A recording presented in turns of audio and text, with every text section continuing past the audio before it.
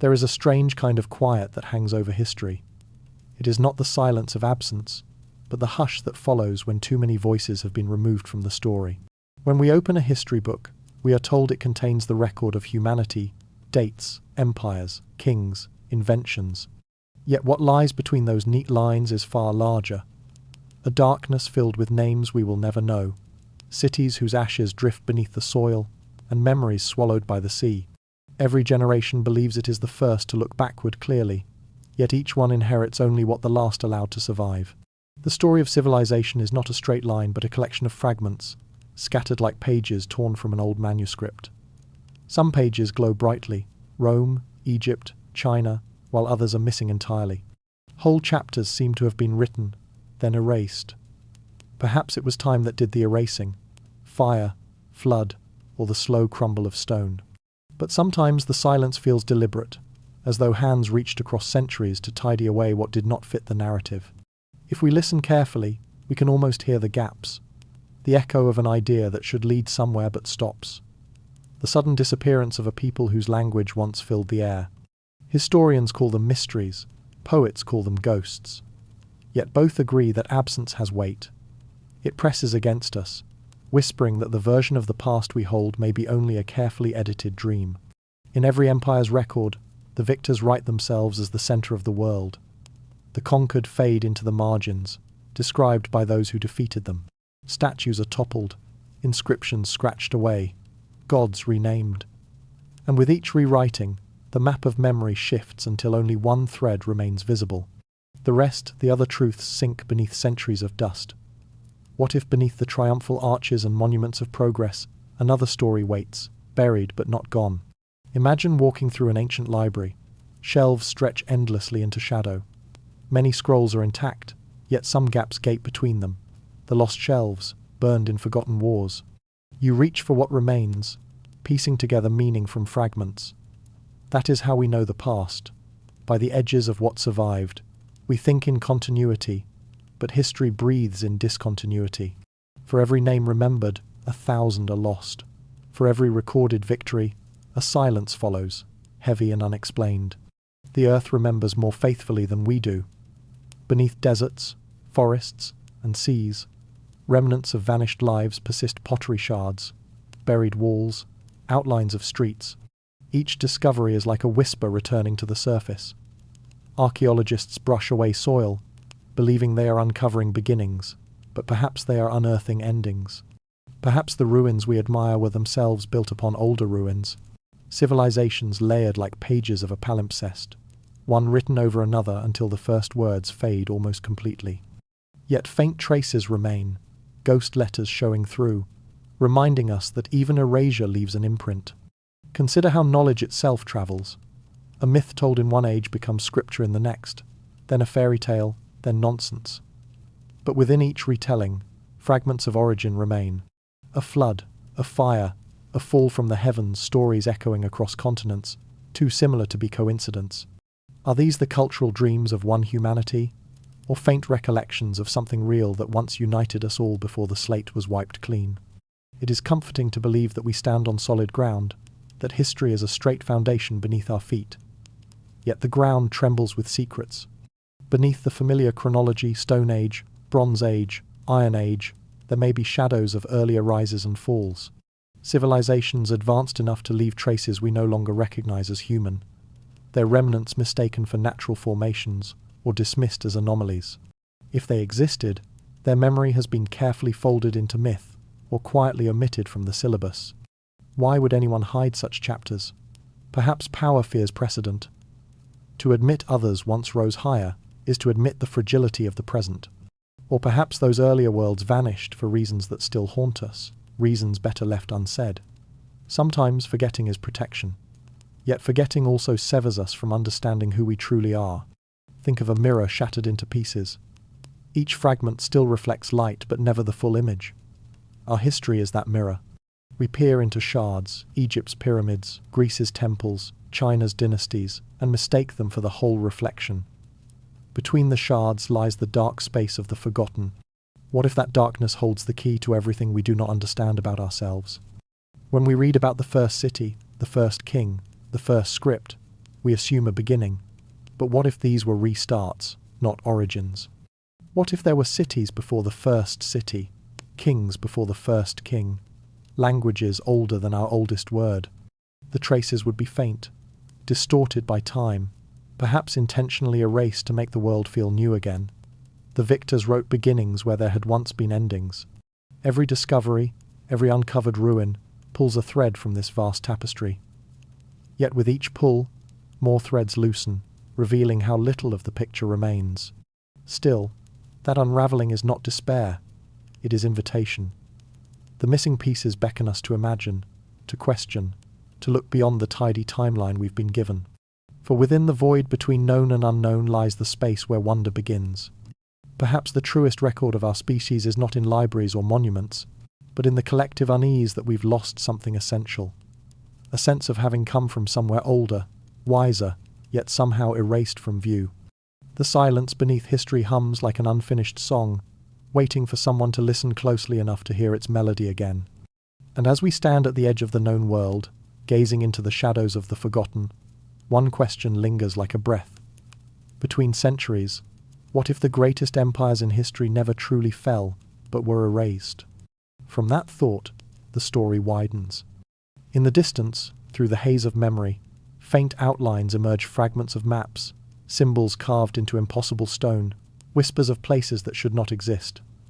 The silence is about to speak. The silence begins to take form. Beneath the weight of centuries, the earth exhales through stone. Across deserts, jungles and mountains, fragments of walls and pillars rise like the bones of an older world. They wait without hurry, half buried and half awake, whispering stories in languages we no longer hear. Each block, each carving, is a syllable in the long-forgotten sentence of humanity. When sunlight moves across them, they almost seem to breathe as though the stones remember. In a quiet valley in Turkey, pillars stand taller than houses, carved with animals from a time before agriculture. They tell of hunters who understood geometry, of sky watchers who shaped stone with precision no wandering tribe should have possessed. The site is older than writing, older than legend, and yet built with purpose. Who drew those circles in the dust and aligned them to the stars? The textbooks call it anomaly, the stones call it memory. Far away, beneath the sands of Egypt and the jungles of Cambodia, the same story hums beneath the ground. Civilizations rise, but their foundations rest upon something older. Temples rebuilt on top of ruins, ruins upon older ruins again, a staircase descending into time itself. Archaeologists remove layers like pages, but the first page is always missing. Each discovery answers one question only to ask 10 more. What came before? Who taught the first builders to dream in stone? The ocean, too, keeps its archives. Off the coast of Japan, terraces and steps lie hidden under shifting tides. Divers glide through corridors cut into the seabed, tracing perfect right angles where no natural current should have carved them. In the light of their torches, the stones look almost deliberate, a city sunk long before the first Japanese myth was told. Similar ruins sleep near India's coast, their outlines fading into coral. Everywhere the sea touches land, remnants of architecture wait, patient and cold, as if the water itself were a curtain drawn to protect them from remembrance. It is here the idea of recycled time begins to take shape, that humanity might not be the first to walk this path of rise and ruin. Perhaps there were others before us. Generations erased, not by accident, but by cycles of renewal. Civilizations that reached too high, or simply reached completion, leaving echoes for the next wave to discover. Time is not a straight river. It circles like a tide. Each era carries forward traces of the one before, small details mistaken for coincidence, symbols repeating, alignments recurring, myths reappearing. The stones are the handwriting of those forgotten ages, still legible if we dare to read them. Walk through an ancient ruin and feel the texture beneath your fingertips. The chill of granite, the roughness of sandstone, sensations older than memory itself. These structures outlive names, outlive empires, outlive belief. We measure them, catalogue them, photograph them, yet we do not truly know them. Their builders vanish, leaving no graves, no signatures, only perfection too advanced for the time assigned to them. We call it mystery, because we fear admitting how much we do not understand. Listen closely. Some carvings tell stories not of kings but of stars. They show constellations as they appeared tens of thousands of years ago, long before the supposed dawn of civilization. Others map the movement of the sun with precision, rivaling modern instruments. How could they see so far, think so wide? Perhaps they inherited knowledge, fragments of an older science passed down through survivors who refused to forget. The stones became their textbooks, the monuments their libraries, indestructible against wind and fire, yet vulnerable to indifference. Night falls over these ruins, and shadows climb their surfaces. In the dim light, the lines and symbols seem to shift, forming patterns that feel both familiar and foreign. Maybe that recognition is ancestral, something deep within us, responding to the echo of our own beginnings. We sense connection without proof, nostalgia for an age we cannot name. The feeling lingers like a dream upon waking. You know you've been somewhere before, but the details slip away. Modern tools scrape, scan, and measure, translating the language of these sites into data. Yet numbers cannot hold the weight of wonder. A laser can trace every groove of a carving, but not the meaning behind the gesture that carved it. Some truths live beyond technology. They ask to be felt, not solved. The builders understood this. They built not only to endure but to speak, to send a message across millennia in a medium too heavy to erase. We stand among their work as latecomers, deciphering half of a conversation. The more we uncover, the older everything seems to become. Each discovery pushes the origin of complexity backward until the timeline frays. Our beginnings retreat into mist, refusing to stay fixed. History stretches and folds like a ribbon, suggesting that what we call progress may simply be remembrance reawakened. The wind that moves through a ruin is not empty. It carries the voices of those who once lived there, the rhythm of their tools, the breath of their fires. It reminds us that we are temporary, yet part of the same long continuum. The stones endure not to mock our brevity but to invite humility. They say, "Look deeper. Beneath every foundation lies another. Beneath every certainty, a question waiting patiently." As centuries turn, new generations rediscover the same old puzzles, each convinced they have reached the beginning. But beginnings are illusions. What we call the dawn of civilization may be only the faint afterglow of a greater light long extinguished. The evidence stands in silence: carved lions, melted stairways, pillars aligned to forgotten stars. They do not explain, they simply remain. And perhaps that is their lesson. The past does not shout, it whispers through endurance. These stones, older than history itself, refuse to disappear. Someone shaped them, someone remembered, and through their persistence they continue to remind us that forgetting is never complete. The earth hides many things, but it never lies. It waits. In that waiting, the next question forms: if the echoes are this vivid, what stories might still sleep beneath them? The map unrolls toward the horizon, leading to places where memory and myth blend, where a nameless empire once breathed. As the night deepens, we follow the trail from these stones toward the unseen, toward the faint outline of the civilization that time tried to erase. Beneath the known world, under layers of dust and disbelief, lie the quiet remains of something that should not be there. Archaeologists call them outliers, anomalies, misdated fragments. They appear where no civilization was supposed to exist, in deserts that once were seas, beneath glaciers that have not melted for millennia, under volcanic plains that should have erased everything. Each discovery flickers like a candle against the darkness of accepted history, hinting at a pattern the textbooks cannot explain. In a remote stretch of ice, explorers once drilled through frozen layers older than human agriculture and found carved wood, polished smooth by hands. Far to the south, deep within a cave sealed by lava, tools of remarkable precision waited in silence, untouched since the world above was young. Every artifact seemed to whisper the same forbidden phrase: someone was here before us. Yet the official record offers no name, no empire, no space on the timeline for such visitors. They exist only as shadows on the edge of reason. Across continents, the same geometry repeats itself: circles within squares, spirals chasing the sun, stones aligned to vanish stars. These marks appear in places that should have had no contact, cultures divided by oceans and ages. The pattern is too deliberate to be chance, yet too ancient to fit within known history. It is as if one invisible hand once traced a single design across the planet, then withdrew, leaving later civilizations to copy fragments of it like students imitating a forgotten master. In museums, curators arrange these curiosities under the label undetermined. A clay tablet inscribed with symbols predating writing, a statue found hundreds of meters below layers of geological time, a coin minted in no known kingdom, each piece catalogued, photographed, and quietly set aside. They are too inconvenient to fit the neat chronology that tells us when humanity learned to build, to write, to think. And yet, there they are, immovable facts embedded in the very ground we walk upon. Some researchers suggest contamination, miscalibration, coincidence, and perhaps they are right. But there is another possibility, one that hums beneath the surface like a low note on an ancient instrument. What if the error lies not in the measurement, but in the story itself? What if civilization is older than we dare to imagine, not a single dawn, but many sunrises forgotten beneath the next?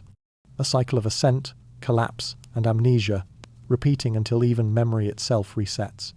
In remote deserts of South America, massive geoglyphs stretch for miles, visible only from the air. They form shapes that seem to communicate, though no one alive can read them.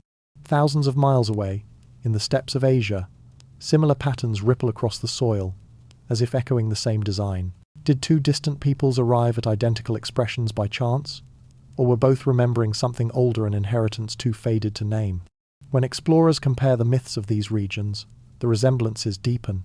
Stories of teacher gods descending from the sky, of golden ages drowned by water or fire, of survivors wandering to seed the next world. Such tales, told in different tongues, mirror one another with unsettling precision. Myth may not be evidence, but it is memory dressed as story. Perhaps the people who carved stone and drew lines in the earth were trying to ensure we would remember what they had already lost. Under the microscope of modern science, dating methods stretch and twist to keep pace with discovery. Carbon, thermoluminescence, strata analysis, each offers certainty until something arrives that defies it. A single object, impossibly old or impossibly new, can shake the entire scaffold of consensus. When that happens, the anomaly is often filed away for later review, a quiet exile from mainstream thought. Yet the anomalies multiply. They gather like constellations, faint but connected, pointing toward an invisible figure traced across time. It is easy to dismiss such curiosities as errors. It is harder to explain why the same artistic style appears in stone separated by oceans, or why tools of identical design emerge from sites continents apart. How did knowledge leap across such distance, without leaving evidence of the journey? Either contact once existed where we assume isolation, or humanity itself is older, its memory buried beneath successive layers of forgetting. Neither answer fits comfortably within the story we prefer to tell. Picture an empire without borders, one that left no written record yet touched every shore. Its architects vanished, its cities erased, its language dissolved into the world's earliest myths. Only its fingerprints remain: patterns, proportions, impossibilities.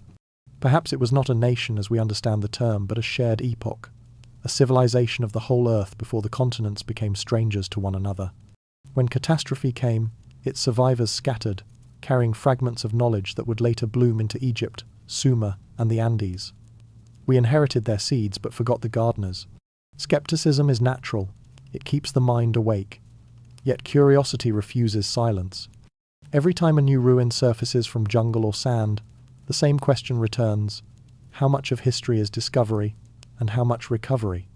If all these traces belong to an unknown civilization, then our species is living amid its ruins, calling them ours. We are the tenants of a house built by someone whose name has faded beyond translation. Night falls again across those forgotten sites. Moonlight drapes the stones, and the carvings gleam like wet ink. One could almost imagine the builders still walking there, their torches flickering against newly set walls. But the air holds only wind and memory. We listen, hoping for an answer, but the ruins offer none. They keep their oath of silence, their secrets sealed behind centuries of erosion and disbelief. And still, the same symbols appear carved by hands, history forgot, repeating across continents and centuries as though the earth itself were trying to remind us.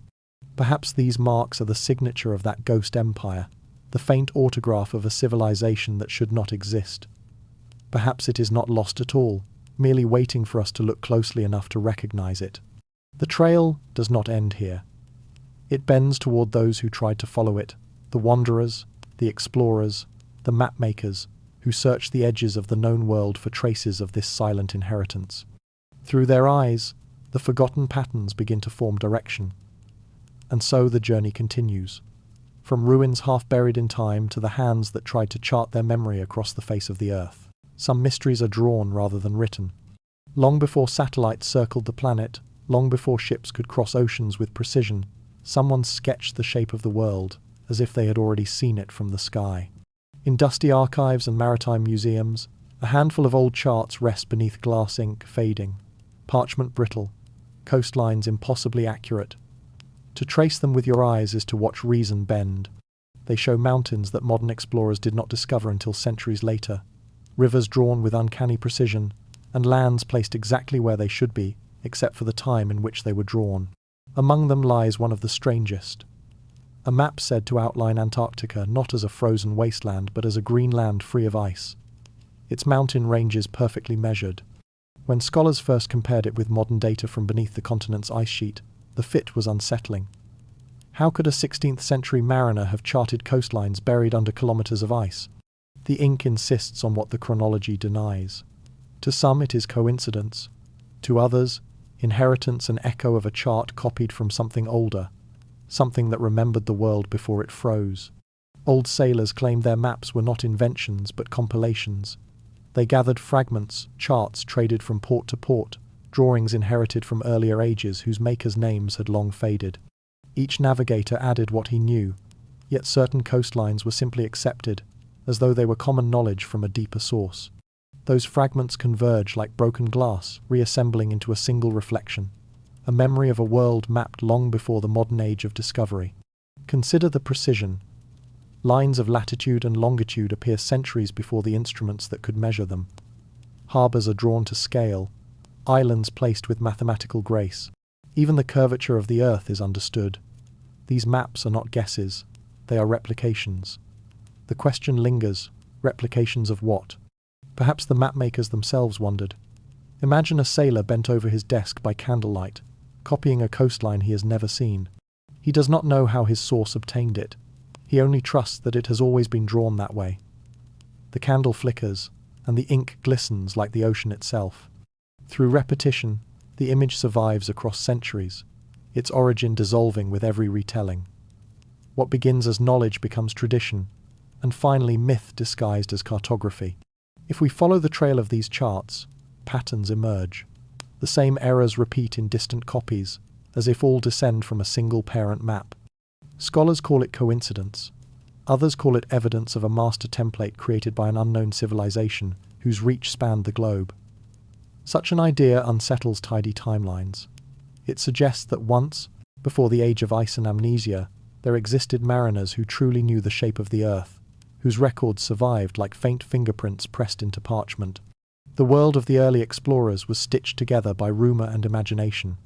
Yet amid the fanciful drawings of monsters and mythic islands, real accuracy glimmers. Some coastlines are so precise they could only have been measured by someone who had been there, or by someone who possessed instruments and knowledge long thought modern. These contradictions accumulate quietly, like sand grains building a dune that refuses to disappear. In private journals, a few captains confessed unease. They wrote of maps that guided them too well, showing safe harbours before they were sighted, warning of shoals unseen by their own lookouts. They sailed through the ghost memory of an older navigator, guided by a hand they could not name. Each successful voyage deepened the mystery. How could drawings so ancient remain so true? It is tempting to imagine an age before our recorded one, when explorers crossed the seas under different constellations, mapping a world we have since remade. When the last of them vanished, their knowledge drifted, scattered among descendants who remembered only fragments. What survived found its way into monasteries, into Arab and Byzantine libraries, into the hands of Renaissance cartographers who copied without understanding. Thus, the lineage of the forgotten world survived in ink, waiting for modern eyes to rediscover it. Skeptics point to overinterpretation, to chance resemblance.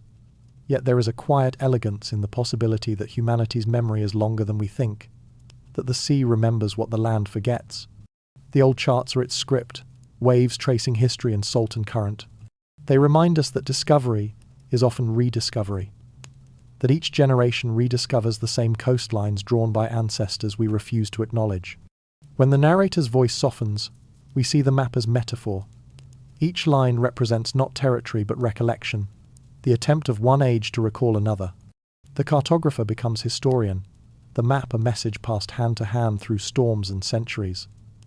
Perhaps those who first drew the world intended to preserve more than geography. Perhaps they sought to prove that the planet itself is a living archive, its shape the same in every age, even when the ice comes and goes.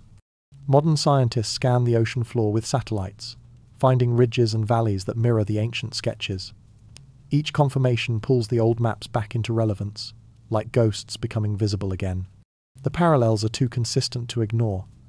Maybe the ancients charted with tools we have lost, or with knowledge of celestial navigation so refined it bordered on impossible.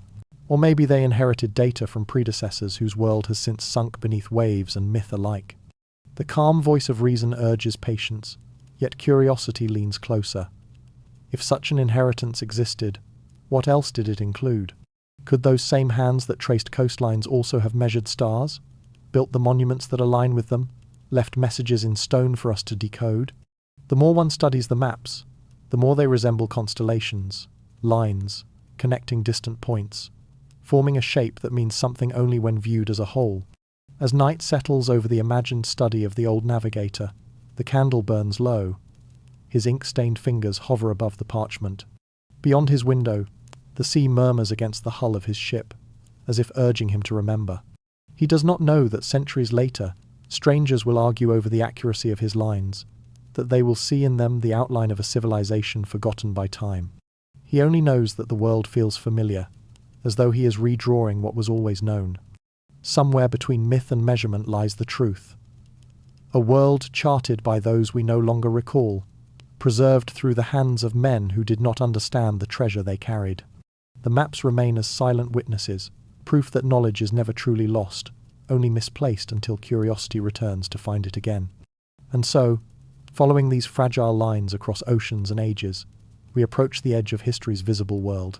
Beyond it lies not water, but story, the realm where legend becomes memory, and memory becomes myth. There, the old maps lead us naturally toward the tales that remember what even stone forgot. Long before history learned to write, humanity learned to remember through story. Around fires and under open skies, words became vessels carrying fragments of experience across generations. Every culture, separated by oceans and centuries, tells of a world remade of floods, fires, and gods descending from the heavens. At first glance, they seem like imagination. But listen closely, and the rhythm beneath them feels too steady, too universal, to be coincidence. Perhaps myths are not inventions at all, but memories translated into poetry. Perhaps they are how survivors remember when language itself breaks. In the cradle of Mesopotamia, scribes pressed tablets with tales of a hero warned by the gods to build a vessel before waters swallowed the earth. On the other side of the planet, the Maya told of a flood that ended an age of giants, leaving only a few to repopulate the world. In the frozen north, the Norse sang of Ragnarok, the twilight of everything, followed by renewal. The stories differ in detail, yet their bones are the same, an age of greatness, ending in water and flame, followed by silence and the rebirth of humankind. They echo across continents like verses of a single forgotten hymn. It is tempting to read these parallels as archetype, the shared psychology of fear. But what if they are fragments of testimony? Imagine generations of survivors retelling what they witnessed, each translation softening the edges, reshaping terror into symbol. Over time, memory becomes mythology, the truth dressed in metaphor so it can be spoken without breaking. The storyteller does not intend deception, they intend endurance. A tale remembered is a life preserved. Ancient myths do not merely recount disaster, they preserve instruction. Flood stories warn of hubris. Fire stories caution against arrogance. Sky god stories remind listeners that knowledge comes with cost. Such moral framing disguises the raw fact beneath it, that something enormous happened, something that nearly erased the world as it was. If civilization has cycled through rise and ruin more than once, then myths are the surviving records of those records written in emotion rather than ink.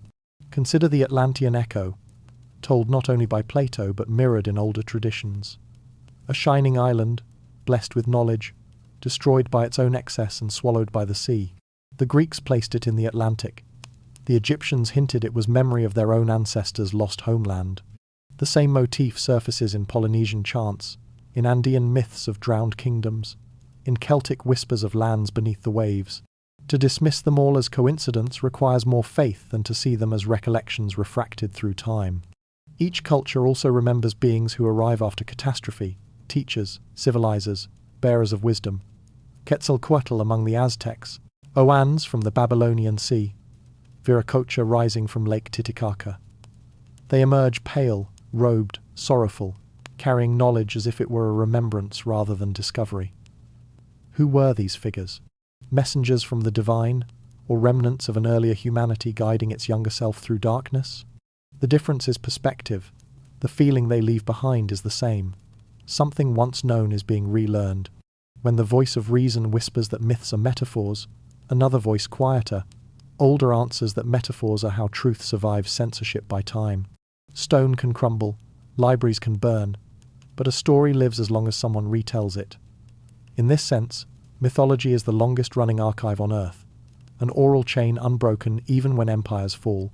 We may have replaced priests with professors, but the instinct remains, to pass down the warning wrapped in wonder so that the next dawn does not repeat the last night. There is a strange comfort in realizing that myth and science are not enemies but reflections. The geologist speaks of ice ages and volcanic winters. The storyteller speaks of world-ending frost and smoke. The archaeologist uncovers layers of ash. The elder recalls an age when the sun vanished. Both describe the same event from different vantage points. One measures, the other remembers. When their voices overlap, the illusion of separation dissolves, revealing that knowledge has always been plural. Close your eyes and imagine those first tellers. Around them, the earth still smells of salt and soot. They have no instruments, only memory. To explain what they survived, they reach for the language of metaphor. The sky cracked open, the stars fell, the gods grew angry. They speak to children who must believe, because believing ensures vigilance. As the centuries pass, belief hardens into religion, and religion into legend. The memory is preserved, even as its meaning fades from literal to sacred. When modern listeners hear these tales, they hear fantasy. Yet within the rhythm of each version pulses an identical heartbeat, grief, wonder, survival. That emotion is data. It is evidence that something real once touched human experience deeply enough to echo forever. Maybe the flood was not water alone, but symbol of overwhelming change. Oceans rising, civilizations sinking beneath their own weight. Maybe gods were simply those who remembered technology and science after the rest had forgotten. Myth turns fact into symbol so it can cross the abyss of time intact. As the narrator's voice softens, the idea settles gently. What if every legend is history retold by those who refuse to forget? The past may hide beneath allegory, but its heartbeat never stops.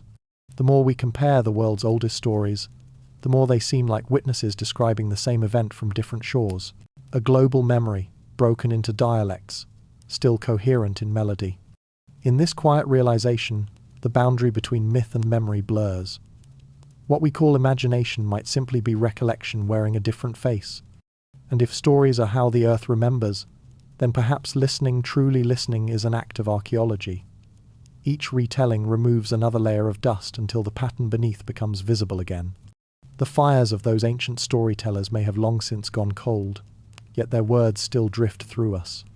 Every bedtime tale, every whispered legend, carries a spark from that first night when humanity learned that remembering could be done through dreaming.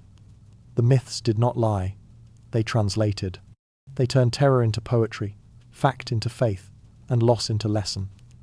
That is why they endure, not because they are untrue, but because they hold truth in a form that can survive the forgetting. And so we lean closer to the flame of their memory, feeling warmth from events too old to name. In the quiet between lines, the world they described seems to breathe again, a world of giants and floods, of falling stars and reborn suns.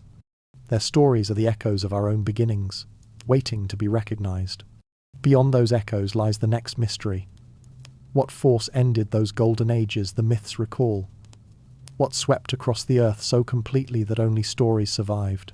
To follow that question is to step from memory into speculation and toward the heart of the great resets that shape all of human time. History often speaks as if the world has been constant, as if time flows like an unbroken river from the past to now. But the earth does not move in straight lines. It turns, it pulses, it resets. Beneath our feet, layers of stone and ash tell a quieter story of ages that have ended suddenly, without warning, as though the planet itself chose to turn the page. Civilizations vanish, climates shift, coastlines drown, and what remains becomes myth. We call it disaster, but perhaps to the earth, it is renewal. Imagine standing at the threshold of one of those endings. The air thickens with silence before the storm, skies shifting color, seas growing restless. Across continents, people look up, sensing something immense beyond comprehension. To them, it feels divine. To us, geological. Yet the result is the same, the slate wiped clean, the memory reset. What we inherit from those moments is not the event itself, but the echo myths of floods, nights without dawn, suns that burned too bright and then went dark. Scientists trace clues in ice cores and sediment, finding sudden spikes of volcanic dust, layers of soot that blanket the world in a single thin line. Each layer is a heartbeat skipped in planetary time, a record of interruption. There was the great flood of meltwater 12,000 years ago, when seas rose faster than any human story could record. There was the cold that followed, a millennium of winter birthed from a sky thick with ash. Humanity survived, but barely, huddled around fires, carrying fragments of knowledge into the dark. When warmth returned, the survivors rebuilt and called themselves the first. But what if they were not the first? What if they were merely the next? Beneath the ruins we know, deeper layers hint at structures older still, artifacts trapped below volcanic rock, as though time itself tried to hide them. Perhaps before every dawn, there has been another sunset. Before every civilization, another that reached its height, unaware that its season was ending. The pattern repeats like breath creation, flourishing, collapse, silence, rebirth. To the ancients, the heavens mirrored this rhythm. They watched the stars and saw cycles not just of nature but of fate. Great years when the world tilted toward chaos, when fire and water cleansed the earth so it could begin again. Their calendars stretched beyond our imagination, counting not centuries but ages. They called them yugas, suns, worlds, eras that rose and fell like tides. Each reset left behind fragments, stone aligned to forgotten skies, myths warning of arrogance, whispers of worlds lost to time. The modern mind resists such ideas. We prefer continuity, progress, an unbroken ascent. Yet even now, the earth reminds us that stability is illusion. A single eruption can dim the sun for years. A shift of ocean current can redraw the boundaries of life itself. The forces that shaped our ancestors' fears still breathe beneath us, silent and patient. To them, 1,000 years is a blink, a civilization a passing cloud. There is wonder, not terror, in recognizing this rhythm. To see the world as living, breathing, capable of renewal, is to understand that destruction is not always ending but transformation. The flood that drowns a city also nourishes the soil for new life. The ash that darkens the sky becomes the foundation of fertile earth. Even in catastrophe, the planet keeps creating. Humanity, fragile yet persistent, rises with it not erased but reimagined. Archaeologists uncover sudden breaks in continuity. Cities abandoned overnight, tools left mid-use, entire populations vanished. We explain them through war or migration, but sometimes the evidence speaks of something broader, an environmental shift so rapid that no migration could outrun it. In these gaps, imagination stirs. Perhaps there were warnings carved into stone, signs ignored or misunderstood. Perhaps the myths that survived are those warnings, encoded in story because story endures when language fails. Consider the flood legends again. If water once rose violently, sweeping away continents, those who lived through it would retell it endlessly. The details would fade, the lesson would not. Each retelling would keep the memory alive until it became sacred. The gods grew angry, they would say, because the true force, the shifting of oceans and ice, was too vast to name.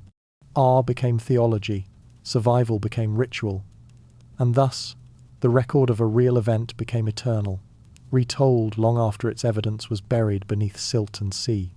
Modern science has begun to find alignment between these stories and data. Abrupt climate swings, cometary impacts, volcanic winters. None prove myth, but they rhyme with it. The ancients described the end of worlds because they witnessed them. We find their testimony in stone, in soot, in the unspoken fear that humankind carries even now that what has happened before can happen again. Yet within this awareness lies perspective. If the world has ended many times and still endures, then perhaps we too are part of that resilience. The resets may not be punishments, but recalibrations, clearing the way for renewal. Our ancestors survived by adaptation, not defiance. They learned to rebuild, to seed their wisdom into story so it could outlast ruin. Their survival became our inheritance, the quiet strength that persists after every fall. As the narrator's voice softens, imagine standing amid ruins, half consumed by forest, listening to wind move through crumbling halls. The stones do not mourn, they simply exist, patient as ever. Nature reclaims, reshapes, restores. In time, even the memory of the ruin becomes part of the landscape, not tragedy, but continuity. From that silence, a new beginning waits. Perhaps the greatest illusion is that the present is permanent. The truth whispered through ages is humbler and more comforting. The world has ended before, more than once, and each time it began again. Humanity is the memory of those renewals, the story the earth keeps telling itself whenever it dreams of consciousness. If there is a great reset, it is not an apocalypse but a rhythm, a reminder that life endures through change. Beneath every collapse, there is potential. Beneath every silence, the pulse of something waiting to rise. The ancients may have feared these cycles, but perhaps they also understood them better than we do, that the true continuity of civilization lies not in its monuments, but in its ability to remember after forgetting. As night deepens, the world feels timeless again, oceans breathing, mountains sleeping, stars keeping their quiet watch. The cycle continues, patient and vast. And from within that vastness comes a final thought, as soft as wind over stone. We are not living at the end of history, but in its latest beginning. The question now is not whether the world will reset again, but what we will leave behind when it does what traces, what stories, what echoes in stone. After every ending, there are those who remain. The silence that follows catastrophe is never complete. Somewhere, small fires still burn. The world does not begin anew from nothing, but from memory, from fragments of what once was, carried by the survivors like sacred relics. When the skies cleared and the oceans calmed, those few who endured stepped into a landscape reborn yet unfamiliar. Around them lay the bones of a vanished age, toppled cities, half-buried monuments, the faint geometry of roads that once connected a world now gone. And among the ruins, something within them stirred not fear, but remembrance. They called themselves the first, because they saw no one else. Yet their hands, guided by instinct more than reason, began to rebuild in ways that seemed already known. They stacked stones with precision that belied their supposed primitiveness, carving edges so exact they fit without mortar, surviving storms that would crumble modern walls. They raised temples aligned not just to the horizon but to the heavens, doorways that greeted solstice sunrises, corridors that caught moonlight like a lens. It was as if the earth itself had whispered instructions, or perhaps something deeper ancestral memory encoded in muscle and imagination. Across the newly settled lands, this pattern repeated. In the Andes, massive blocks were lifted and placed with impossible accuracy. In Mesopotamia, ziggurats mirrored the stars above. Along the Nile, architecture bloomed suddenly, as though inspired rather than invented. Scholars debate how such sophistication appeared so abruptly, as if civilization had awakened fully formed from the dust. Yet maybe it did not as invention, but as recollection. What if these early builders were not innovators, but rememberers? In the soft glow of torchlight, imagine them shaping stone, not knowing why certain angles felt correct, or why certain alignments mattered. The act of building became ritual, a way to preserve connection with what had been lost. Each structure a prayer in architecture, each wall a translation of knowledge too vast for words. To build was to remember, and though they lacked the tools of their ancestors, their intuition carried the residue of mastery. They worked slowly, deliberately, as if afraid that haste might erase the delicate thread of memory binding them to the forgotten world. Their myths call them children of gods or stars, descendants of divine teachers who came after the flood. Perhaps these stories are metaphors for the transmission of knowledge from one cycle to the next. The survivors, unable to explain their inherited skills, credited them to the heavens. They did not see themselves as engineers, but as vessels chosen to replant the seeds of civilization in the soil of renewal. Through them, echoes of an earlier intelligence took form again, reimagined through human hands. Consider the shared signatures left across continents: massive doorways cut from single stones, pillars aligned to celestial north, carvings that mimic constellations. No direct contact connects these sites, yet their precision speaks of a shared logic. The same ratios recur: golden proportions embedded in temples from Peru to Egypt, identical measurements appearing where there should have been isolation. This symmetry suggests something more than coincidence. It hints at an underlying memory that outlived the destruction, a code of harmony between earth and sky passed down through survival itself. Perhaps the survivors understood the fragility of memory. They built not only to shelter, but to teach. Stone became their language, one that would resist decay and translation alike. In its geometry, they embedded their most essential truths: how to measure the stars, how to find direction, how to remember. Each structure served as both monument and manual, a codex written in shadow and light. Later generations would inherit the buildings without understanding their message, revering them as sacred while forgetting their function. Yet the message remains, patient within the pattern, waiting for eyes that can see. There is melancholy in their legacy, a beauty tinged with loss. The ruins we admire today were once attempts to rebuild wholeness, to recreate what memory alone could not. The precision of their stones reflects both mastery and longing, the desire to restore connection to a knowledge that felt just out of reach. When we stand before them now, awe and sorrow intertwine. We sense not only their achievement but their yearning. They reach backward through time, trying to grasp the fading echo of their predecessors, and in doing so created works that outlasted their names. Modern engineers still marvel at their craftsmanship. How did they lift such weights, carve such smoothness, align such distances without the instruments we now rely upon?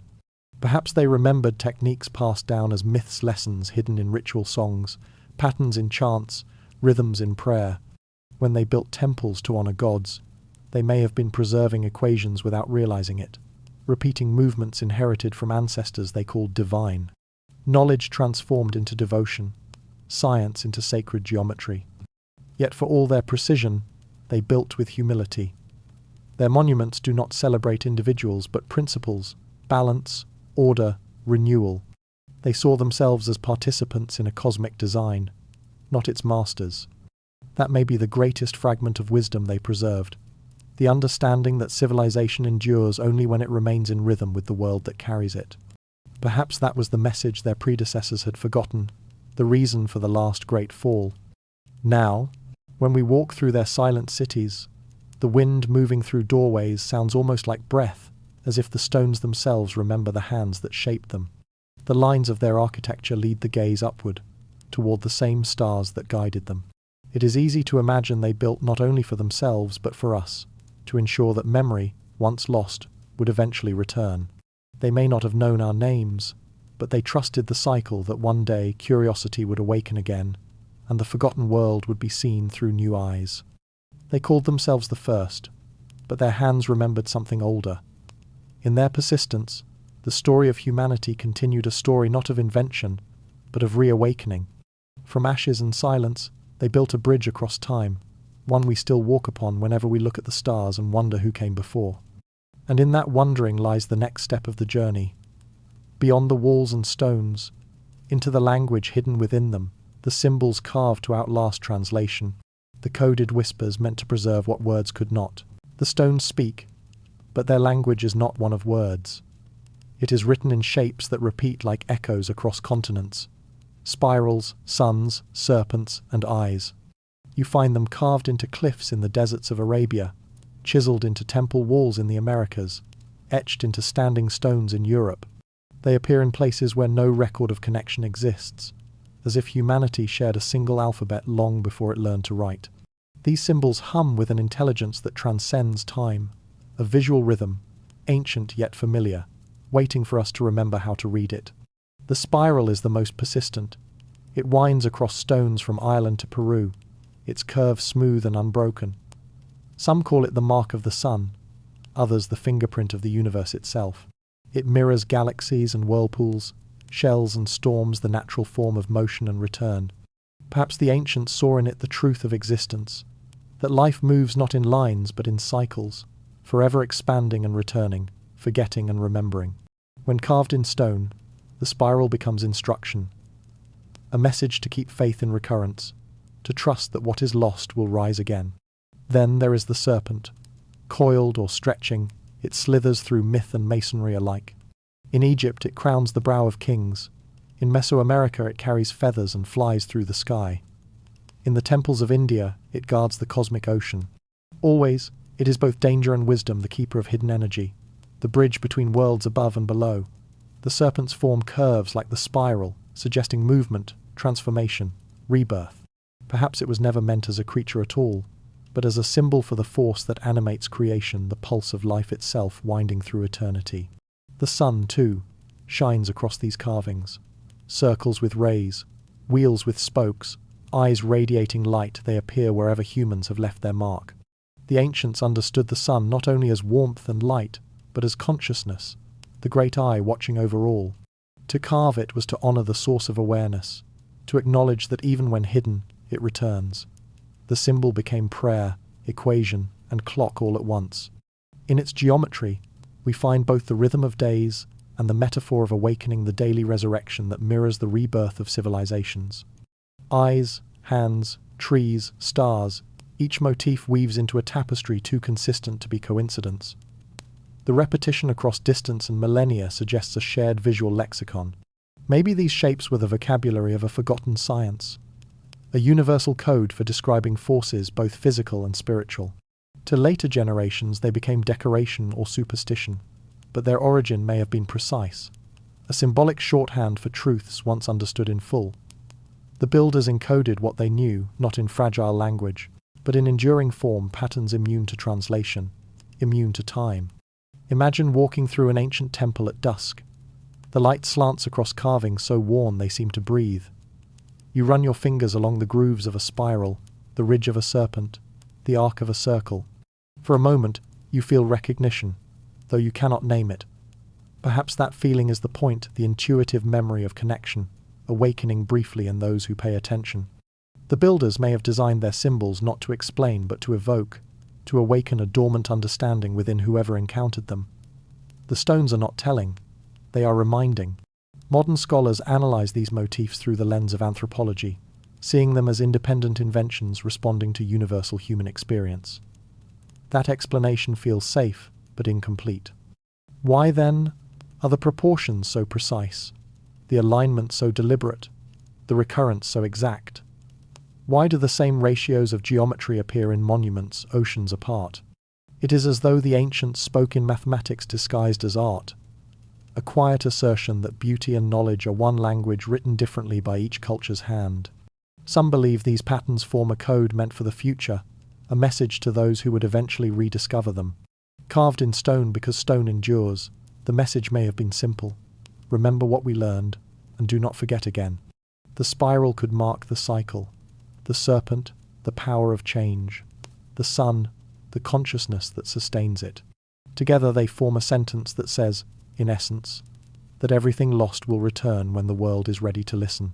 Others see the carvings as instruments, not messages, symbols designed to focus attention, to create resonance between human awareness and the natural order. The builders may have used geometry not as decoration but as tuning, aligning structure with frequency, stone with sound, consciousness with cosmos. If that was their craft, then each temple was both observatory and symphony, each carving a note in the harmony of creation. Standing within such spaces, one can almost sense vibration, an inaudible hum that seems to pulse beneath the quiet air. There is humility in realizing that these messages were never meant for one culture or one time. They are universal, intended for whoever would one day look closely enough to see the pattern. The same message, carved across time, but who was it meant for? Maybe not us individually, but for humanity whenever it awakened again to wonder. The symbols were the ancients' way of holding open a doorway between ages, ensuring that when memory faded, some fragment of meaning would survive. As we decode their language, we begin to see not separation but continuity.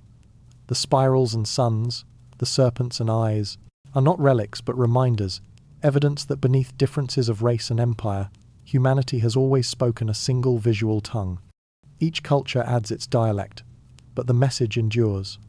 Life repeats, knowledge returns, light follows darkness. The carvings are a promise, etched in patience, that nothing truly vanishes, only waits to be understood again. Standing before these ancient inscriptions, one feels both small and infinite. The people who made them are gone, yet their thoughts still breathe through shape and shadow. To learn their language is to listen to the earth itself, to realize that every stone remembers. They built not for themselves, but for the continuity of awareness, trusting that one day, eyes like ours would find their work and ask the same timeless questions. As the narration slows, the final reflection settles softly. Perhaps meaning is not hidden in the carvings, but in our impulse to seek it.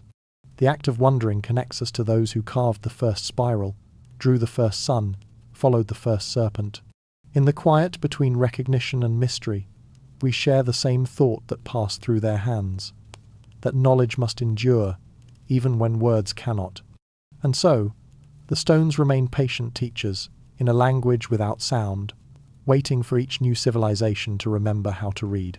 From their silent grammar we move naturally to the next chapter, where myth and ritual reveal what those builders tried most desperately to preserve, the sacred knowledge hidden behind the symbols themselves. Knowledge has always been light, and wherever there is light, there are hands trying to cover it.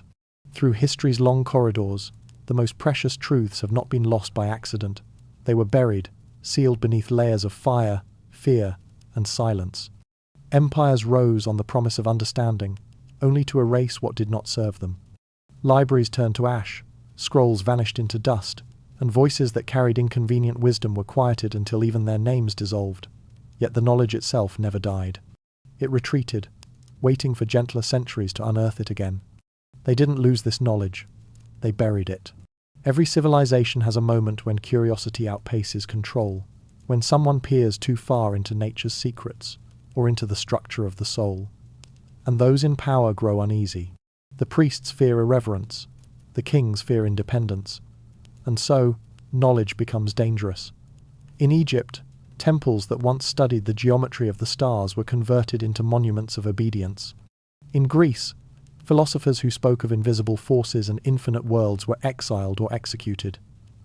In China, scholars buried their own texts to keep them safe from the flames of purges.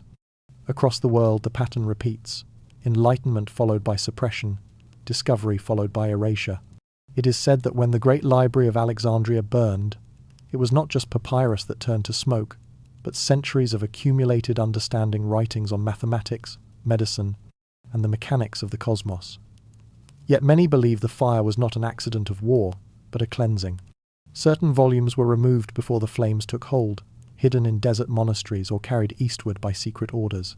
Perhaps that is why fragments of the same knowledge appear centuries later in places that should never have known it, in Arabic treatises, in alchemical diagrams, in the whispered teachings of wandering mystics. The fire may have devoured the building, but it could not consume the idea. Imagine a wisdom so complete that it could heal the body with sound, move stone through resonance, or align human emotion with the rhythm of the stars. The ancients hinted at such art sciences that blended physics and spirit, mathematics and meaning. To later generations, such ideas became superstition, stripped of their precision and turned into myth. But perhaps those stories were camouflage. Perhaps what we call magic was once simply understanding expressed in a language we no longer speak. Even within recorded history, fragments remain. The Greeks spoke of aether, a subtle field that connected all things. The Vedic seers of India called it prana. The Chinese described qi. Different names, same essence, an invisible current running through the universe, accessible through discipline and harmony. In later centuries, such concepts were dismissed as primitive metaphor, Yet modern physics quietly circles back to similar ideas under new terminology. What was once suppressed as mysticism re-emerges as quantum curiosity. Knowledge cannot be destroyed. It merely changes costume until the age is ready to see it again. Those who buried knowledge often claimed virtue, insisting they were protecting humanity from itself. Power fears the free thinker more than any weapon. The more people understand, the less they obey. So rulers rewrote texts, priests sealed archives, and entire sciences were rebranded as heresy. But rebellion leaves residue. Hidden within mainstream history are symbols that betray their guardianship. A coded geometry in cathedral walls, a pattern of numbers in scripture, the subtle symmetry of art, hinting at truths the artist could not speak aloud. Even suppression becomes a form of preservation. For those who hide wisdom, ensure that it survives somewhere, somehow. The tone of this story is not anger, but wonder, awe, at how tenacious knowledge truly is. For every book burned, a copy survived in a distant land. For every thinker silenced, a student carried the spark elsewhere. The forbidden archive is not one place but many, scattered across mountains, deserts, and memories.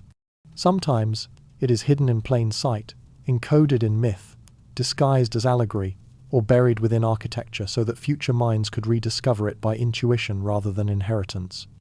The ancients seemed to trust that time itself would act as guardian, that truth, like seed, would rest dormant until the world was ready to bloom again. Consider the pattern of rediscovery. Each era believes it is the first to awaken, the first to understand the stars, to measure the atom, to map the mind. Yet when breakthroughs occur, they often feel like remembrance. A scientist stumbles upon a principle and says, "Asterisk, it feels familiar. Asterisk." An artist paints a pattern older than his culture. A philosopher describes a truth already written in a language long dead. Knowledge flows like underground water, surfacing in unexpected places, untouched by the wars and dogmas above. Still, one wonders, how much remains hidden? How many manuscripts lie sealed beneath temples or locked in private collections, too inconvenient for public eyes? We imagine progress as revelation, yet history suggests it is also concealment, a dance between forgetting and remembering.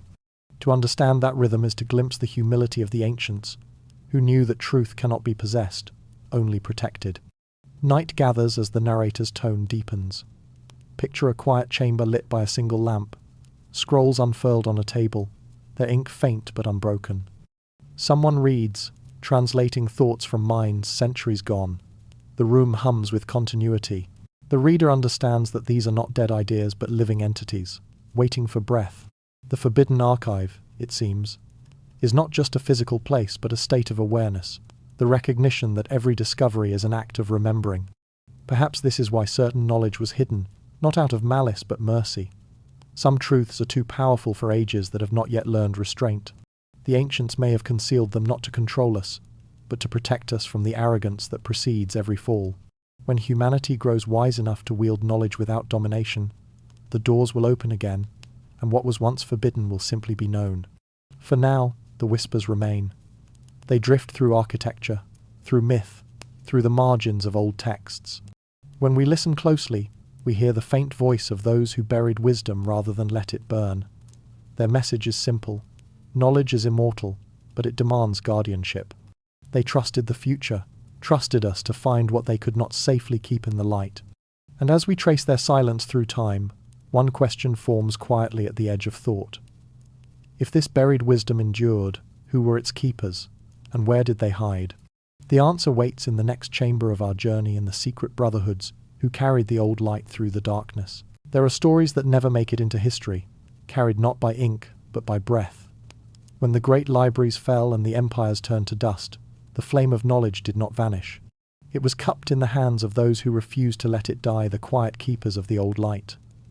They were monks, hermits, wanderers, artisans, astronomers disguised as priests. Their names blurred into legend, yet their presence hums through every century like the low note of a hidden song. Some knowledge was never lost, only hidden in plain sight. Picture a mountain monastery, its windows glowing faintly against snow. Inside, figures move in silence, copying pages by lamplight, each stroke deliberate, each word a bridge between worlds. Outside, kingdoms rise and fall. Inside, time stands still. These scribes are not preserving religion alone. Between the sacred lines, they embed fragments of an older science ratios, diagrams, celestial calculations, disguised as devotion. They understand that truth survives best when dressed in reverence. To the casual eye, their work is prayer. To the initiated, it is remembrance. Across the deserts of Egypt and Syria, temple orders once gathered beneath moonlit roofs to study the harmony of number and star. They believed the universe was a grand equation written in light, and that by aligning themselves with it, they could glimpse the mind of creation. When conquerors came, those teachings went underground. The knowledge was sealed in geometry, hidden within the design of sanctuaries and cathedrals. Even today, the angle of an arch, the placement of a window, the ratio of nave to tower, all whisper of that ancient alignment. The keepers left signatures too subtle to erase. In Europe's shadowed abbeys, monks preserved more than scripture. Among their manuscripts lie treatises on medicine, astronomy, and the properties of sound. They experimented with tone and vibration, believing that harmony itself could heal. When the world outside sank into superstition, these scholars sang their equations instead of writing them, turning science into chant. The melody carried what the words could not safely express. Centuries later, when those hymns echo through stone corridors, they carry frequencies older than their language. Far to the east, in the mountains of Tibet and the hidden valleys of India, monastic lineages guarded inner teachings that mapped the human mind with the precision of any modern psychology. They taught that consciousness could be explored like terrain, its peaks and valleys navigated through breath and stillness. Their knowledge was empirical, tested not by experiment in laboratories but by experience in silence. To them, the body was instrument, the breath equation, the spirit a field of infinite dimensions. They recorded nothing that could be destroyed, inscribing their science into the living memory of initiates who passed it mouth to ear, generation to generation. Some of these brotherhoods were never large, perhaps a handful of souls meeting under candlelight in forgotten rooms, keeping alive fragments of what the ages had buried. They practiced anonymity as protection. Their greatest secret was not what they knew, but that they existed at all. Yet traces of them survive. A symbol carved into a stone lintel, a peculiar phrase recurring in distant texts, the same star diagram appearing in manuscripts half a world apart. It is as though the keepers scattered breadcrumbs across history, trusting that curiosity itself would one day follow the trail. The knights, the alchemists, the wandering scholars of Andalusia, each in their own way carried a piece of the old light. Their legends speak of hidden lodges where geometry met mysticism, where metals were transmuted not merely into gold but into understanding. The alchemist's furnace, they said, was a metaphor for the soul. In purifying matter, they purified thought. What appeared as superstition was, at its heart, philosophy, an unbroken chain stretching back to the first builders who measured the heavens with stone. Even the cathedrals of the Middle Ages bear witness to their influence. The patterns in stained glass mimic constellations. The labyrinths etched into floors mirror ancient star paths. The builders who designed them may never have spoken openly of their sources, but their hands remembered. To walk through those spaces is to move through geometry turned prayer, mathematics turned music. The walls themselves hum with proportion, a quiet hymn to continuity. The keepers understood that secrecy was not concealment but preservation. They knew that revelation, given too soon, invites ruin. So they hid truth in beauty, in art, in architecture, in ritual.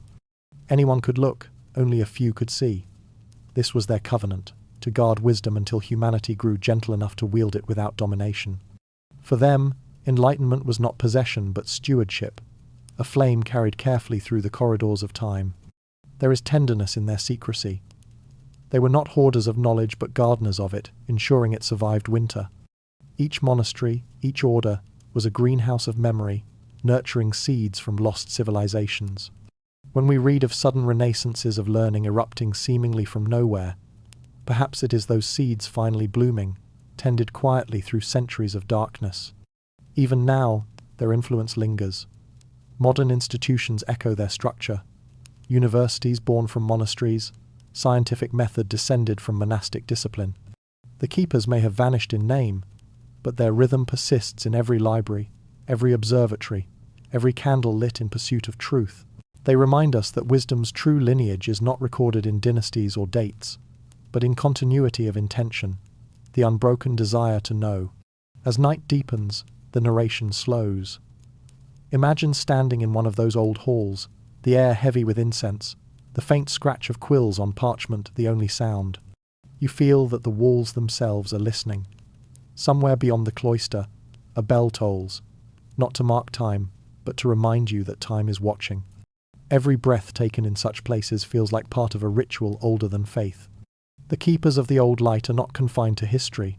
They exist wherever knowledge is cherished, more for its wonder than its use in the teacher who sparks curiosity, in the scientist who pursues truth over fame, in the thinker who questions gently instead of shouting answers. Their tradition is timeless because it depends not on institutions, but on the human heart's refusal to forget. And so, the flame passes on. It flickers, dims, brightens, yet never goes out. From those first hidden brotherhoods to the seekers of today, the same current moves quietly beneath the surface of civilization. A reminder that some knowledge was never lost, only waiting for eyes patient enough to see it glowing all along. From these keepers, our path leads outward again, toward the places where their whispers still echo the ruins that defy history, the monuments that seem to remember more than we do. In those silent stones, their light still burns. There are places on this planet where time stands still, not because it has ceased to move, but because it has been outgrown. High on wind-scoured plateaus and deep beneath quiet seas, stones rise in silence, older than memory and heavier than imagination. They do not tell us when they were built. They simply times are asterisk, patient witnesses to ages that have come and gone. Built before tools, before writing, and yet they stand. The first sight of such monuments stirs something wordless. You stand before a wall, its blocks taller than men, carved so precisely that even a blade of grass cannot slide between them. No mortar holds them, yet they have endured earthquakes and centuries of rain. Who placed them here, and how? Modern machines would struggle to move these weights, yet they were raised by hands that history calls primitive. The contradiction hums like a chord held beneath silence. In the high Andes, the fortress of Sacsayhuaman sprawls across the mountain like a puzzle of titanic stones. Some weigh over 100 tons, each shaped to fit the next with the perfection of a master sculptor. The joints curve, interlock, and twist, defying linear pattern. It is architecture that feels organic, as though the mountain itself decided to take form. Archaeologists attribute it to the Incas, yet the Incas themselves said it was the work of the gods, inherited rather than made. They built upon it, not from it, continuing a memory they could not explain. Half a world away, in the sands of Egypt, lies another riddle. The Great Pyramids stand not merely as tombs but as expressions of geometry so precise that even with modern instruments, their orientation to true north remains nearly perfect. Beneath their weight runs an ancient silence, an engineering vocabulary we have forgotten how to speak. Each block, each angle, each chamber seems less designed for ritual than for resonance, as though stone itself was tuned to the language of the stars.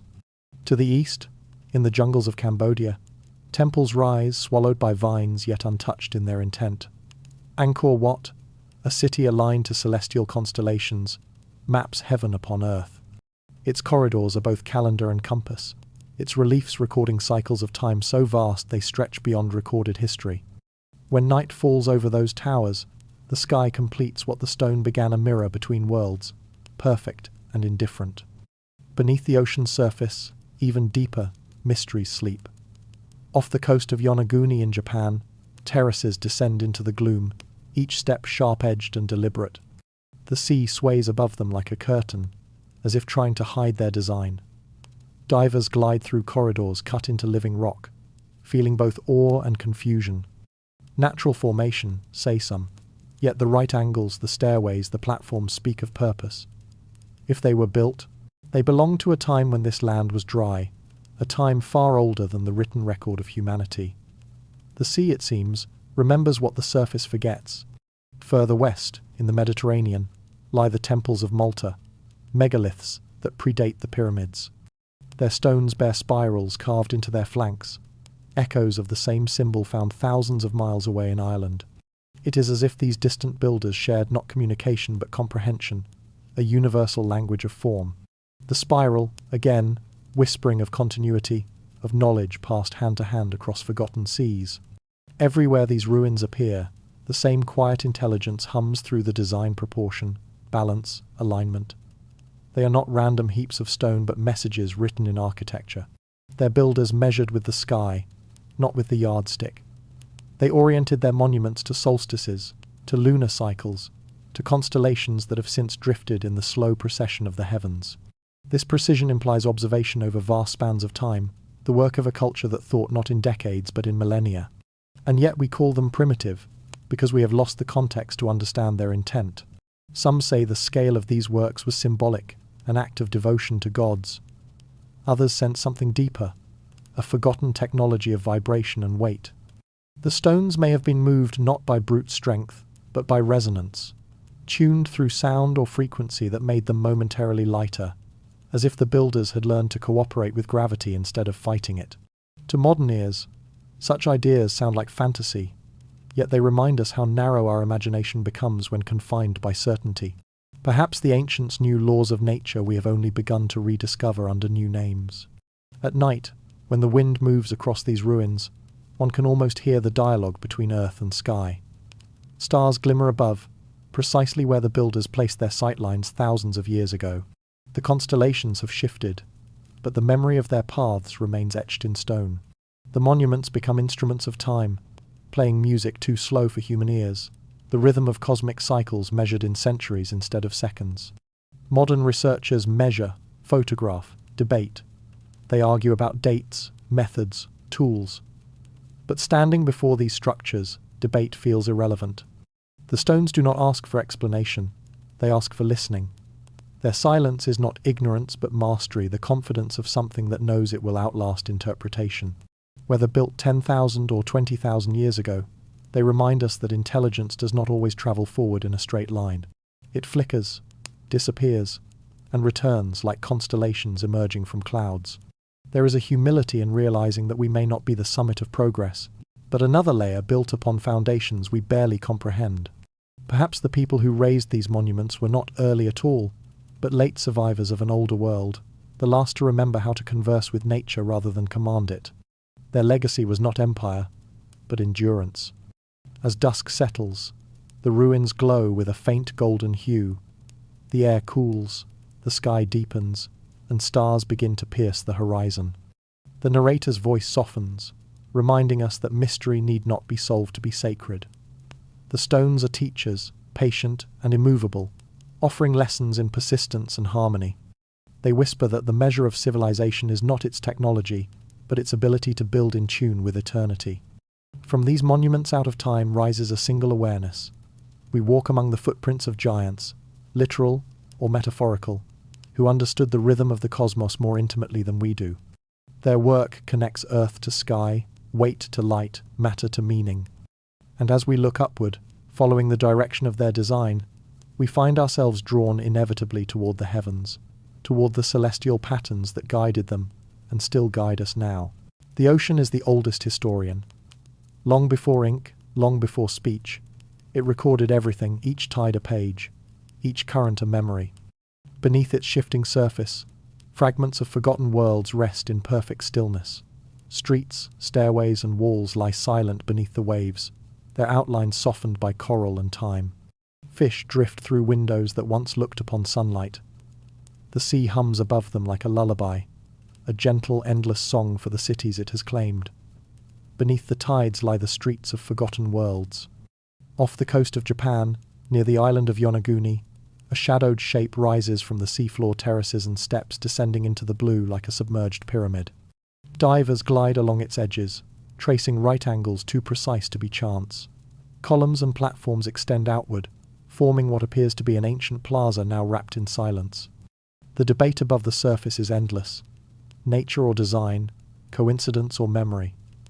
But down there, amid the dim light and the slow heartbeat of the sea, the question feels unimportant. The structure feels deliberate. It feels like architecture dreaming of air. Thousands of miles away, beneath the waters of India's Gulf of Cambay, sonar scans reveal vast geometric patterns stretching for miles, grids of streets, foundations, and artifacts buried under silt. Carbon dating whispers impossible numbers. 9, 10, perhaps 12,000 years old. The discovery blurs the line between myth and geology. For nearby lies Dvarakar, the legendary city said to have been swallowed by the sea at the end of a great age. For centuries it was only a story. Now sonar and divers find shapes where story once lived. The sea does not fabricate, it preserves. In the Caribbean, divers speak of strange walls near Bimini, long blocks of limestone fitted together like a road leading nowhere. The water shimmers turquoise, concealing what might be ruins or merely stones aligned by currents. But every current carries rumour that the road once led to a kingdom beyond memory, perhaps the remnant of a continent lost to time. The names change: Atlantis, Antilia, Mu. Yet the sentiment remains the same. Something once stood where now only water flows. These submerged landscapes share an uncanny tranquility. Life returns where humans have left. Coral blossoms on ancient pillars, and fish swim through archways like spirits revisiting their own ruins. The ocean does not destroy, it transforms. It wraps the past in beauty, turning loss into serenity. When divers descend, the light fades to twilight, and the sense of time dissolves. They move through centuries in a single breath, each exhale rising like a prayer to the surface. In that stillness, the boundary between past and present blurs. You begin to feel that the world beneath the sea is not gone but merely waiting.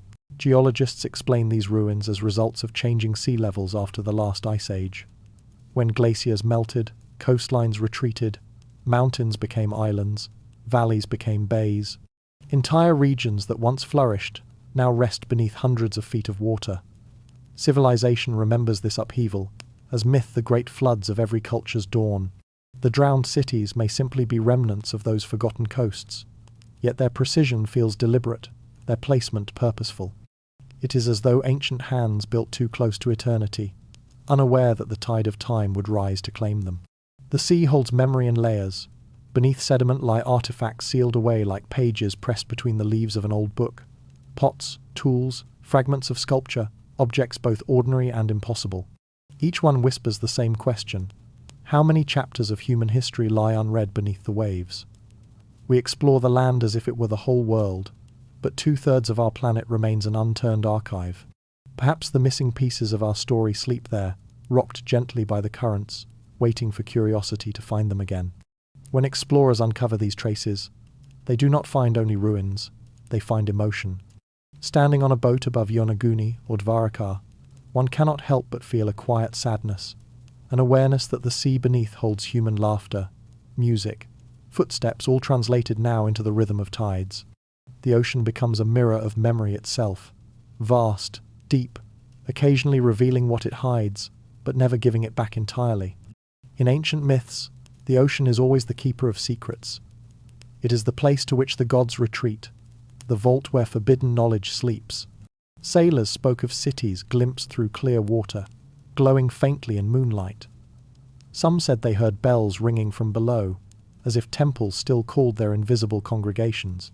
These are only stories, yet they feel like echoes, not inventions but recollections of a truth so old it must now be told as legend. Science and wonder need not argue here. One tells us how coastlines shift, the other tells us why our hearts ache when we look upon the sea. Together they form a kind of harmony, a reminder that loss and beauty can coexist. The ocean teaches impermanence with grace. It shows us that even the greatest works of human hands eventually return to the elements, not in punishment, but in renewal. The sea reclaims, but it also preserves. It turns ruins into reefs, monuments into ecosystems, tragedy into art. At night, under the stars, the surface of the ocean becomes a sheet of mirrored darkness.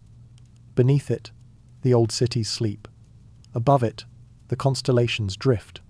Perhaps that is the true connection, the reflection of heaven in water, the same geometry mirrored above and below. The ancients may have built according to this symmetry, knowing that what stands on earth is echoed in the sea and sky alike. When the ocean rose, it did not erase their work. It merely inverted it, turning the cities of man into constellations beneath the waves. For the dreamer, there is comfort in this image, that nothing is truly gone, only transformed. The cities beneath the sea are not ruins, but reminders that humanity has endured countless drownings, countless renewals, and still it builds, still it remembers. Each submerged pillar is a monument to resilience, a promise that what sinks will one day rise again, in form or in memory. As the narration fades, the camera of imagination drifts upward from the silent streets, breaking through the surface into moonlight.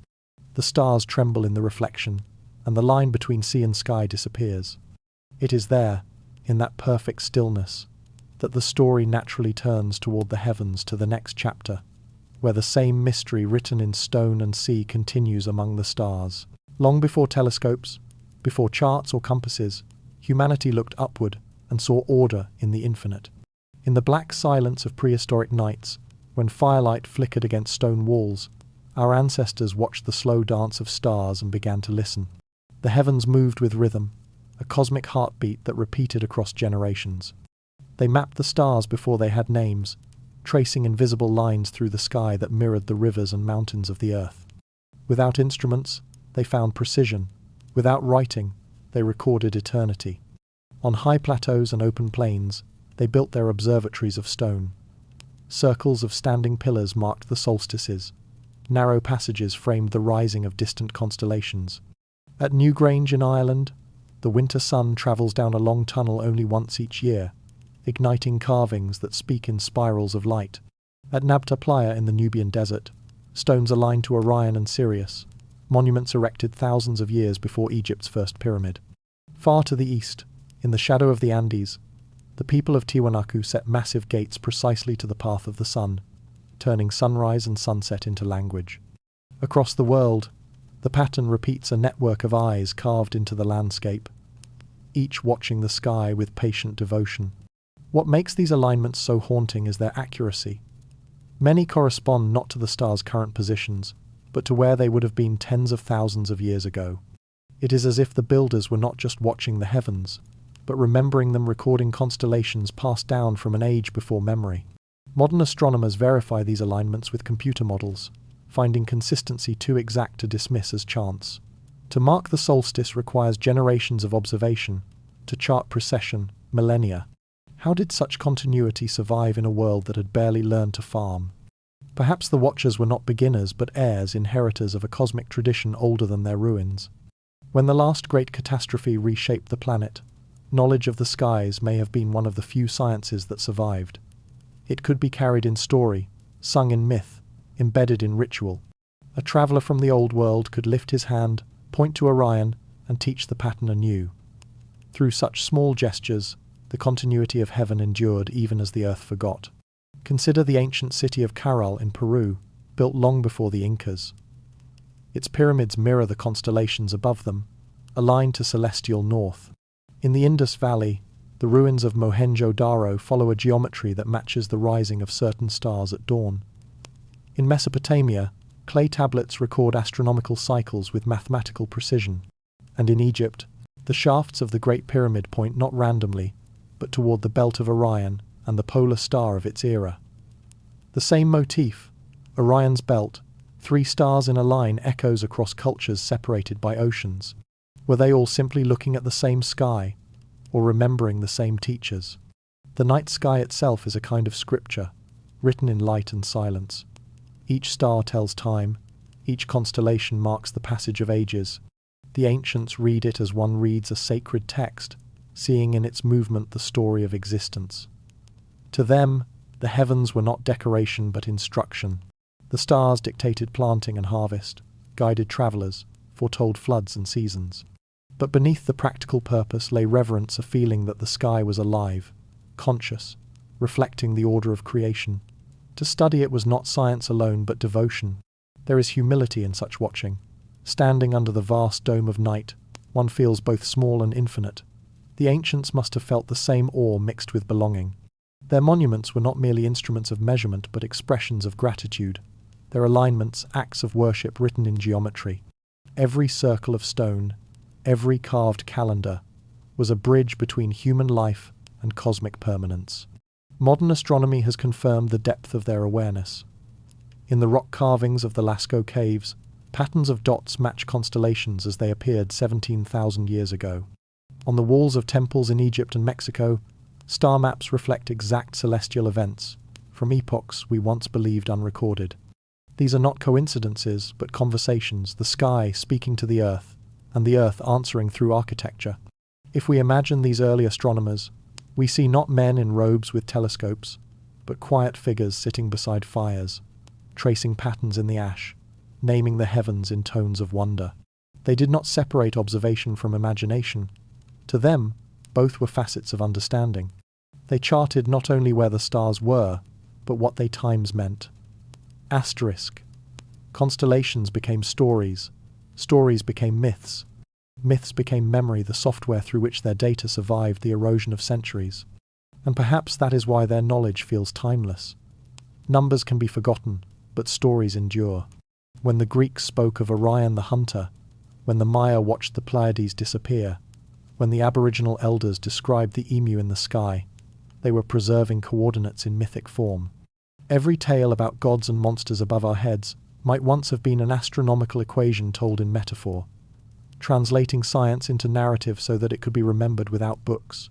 Today, when we point telescopes toward the same constellations, we continue their work, though few recognize the lineage.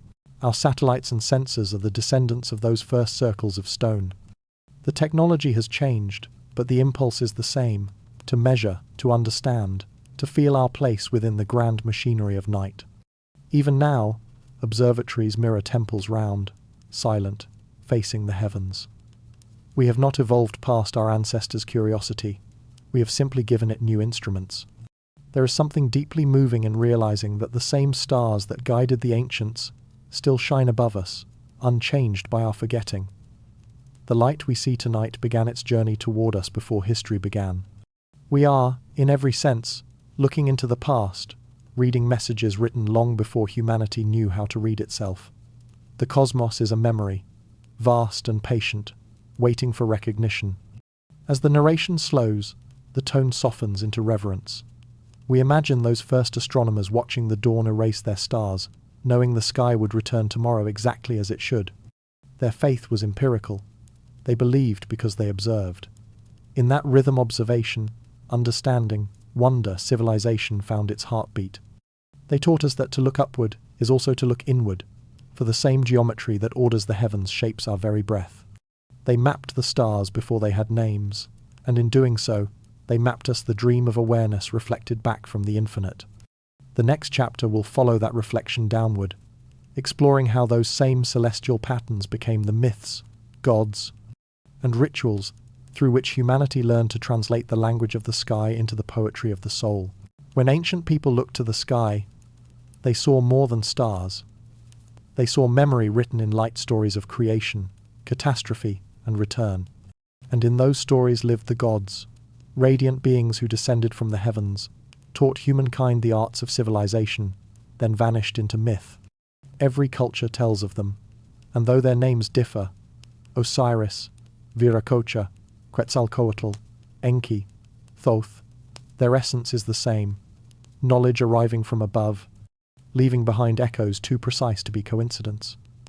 Were the gods truly divine, or simply the last voices of the forgotten? Across the world, the pattern holds. In Egypt, Thoth emerges as the scribe of the gods, the bringer of writing and measure. The Maya tell of Kukulkan, the feathered serpent who descended to teach mathematics and time. In Mesopotamia, the Apkallu, half men, half divine, emerge from the waters after a flood to rebuild what was lost. The Greeks speak of Prometheus, the fire-bearer who gifted knowledge and paid dearly for it. The Norse remember Odin, a wanderer who sacrificed himself upon the world tree to gain wisdom. Different lands, different centuries, yet the same archetype. A being of light who returns after ruin to remind humanity how to begin again. Perhaps these tales are symbolic, poetry describing the rebirth of learning after catastrophe. Or perhaps they are fragments of history told through reverence.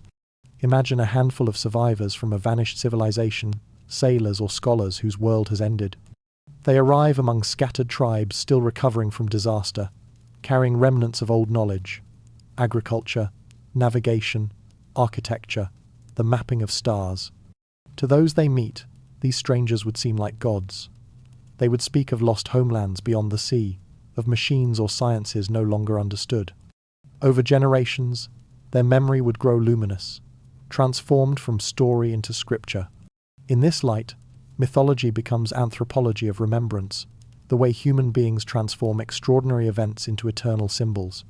The gods from the sky might not have descended from distant worlds, but from the high civilizations of an earlier epoch now erased. The sky would have been both literal and metaphorical, the place from which salvation came, the vault of stars that guided those who carried wisdom through the darkness. Their descent was not celestial travel, but survival. The temples they inspired often preserve this dual language. At Teotihuacan, the place where men become gods, architecture encodes astronomy with impossible precision. Its builders aligned pyramids to the setting of the Pleiades and the 260-day cycle of Venus, echoing myths of celestial teachers who once walked among them. In Sumer, the ziggurats rose as stairways to heaven, their tiers symbolizing the link between divine and mortal realms. In both, the shape of the monument suggests memory, a ladder reaching back towards something the builders could sense but no longer see. The stories themselves remember the moment of parting. The gods promise to return, then disappear beyond the horizon. Quetzalcoatl sails east upon a serpent raft, vowing to come again. Viracocha walks into the Pacific, never looking back. Osiris becomes the constellation Orion, ruling the afterlife from the stars. These departures echo across cultures, as if a single civilization, scattered by catastrophe, left coordinated farewells. Perhaps they did not ascend to heaven but sailed away into history's blind spot, leaving legend as their final map. Skeptics see coincidence, believers see evidence. The truth may rest between in the human instinct to mythologize memory. We tell stories not to deceive, but to preserve. When words fail to explain, we reach for the divine. The gods, then, are metaphors for transmission personifications of continuity. They are our way of saying, something older than us taught us who we are. Whether those teachers were survivors, ancestors, or symbols of human potential hardly matters. The effect is the same. The myth endures because it contains truth, not as fact, but as feeling. Consider the persistence of divine imagery across time. Beings radiant with light, clothed in flame, wielding knowledge of the stars. Even today, such visions appear in the dreams and art of humanity, as though our collective memory still hums with that original encounter. We cannot name it, so we sanctify it. Every cathedral window, every mandala, every icon painted in gold leaf reflects the same impulse to capture a glimpse of the moment when heaven touched earth and left a mark that would not fade. Perhaps that is why the gods are never wholly gone. Their faces change, but their message repeats. Remember, rebuild, rise. They return whenever civilization forgets itself, sometimes through revelation, sometimes through rediscovery.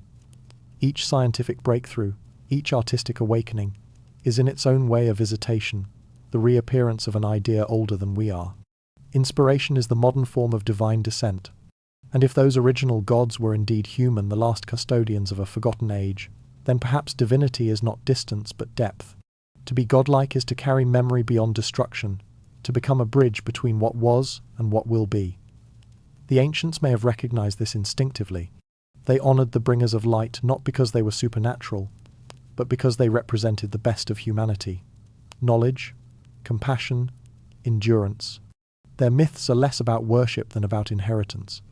Look closely at how these stories end. The gods never truly vanish, they transform. Osiris becomes a constellation. Prometheus becomes fire itself. Quetzalcoatl becomes wind, invisible yet felt. Each ascension is a metaphor for transference wisdom, diffused into the world so that it can never again be fully lost. The divine is not departure, but distribution. The gods did not leave. They became everything that endures. When we gaze at the stars, we are repeating the gesture of our ancestors, searching for those luminous teachers in the same sky. Perhaps the constellations are not homes of gods, but reminders of them, celestial bookmarks left in place to guide memory.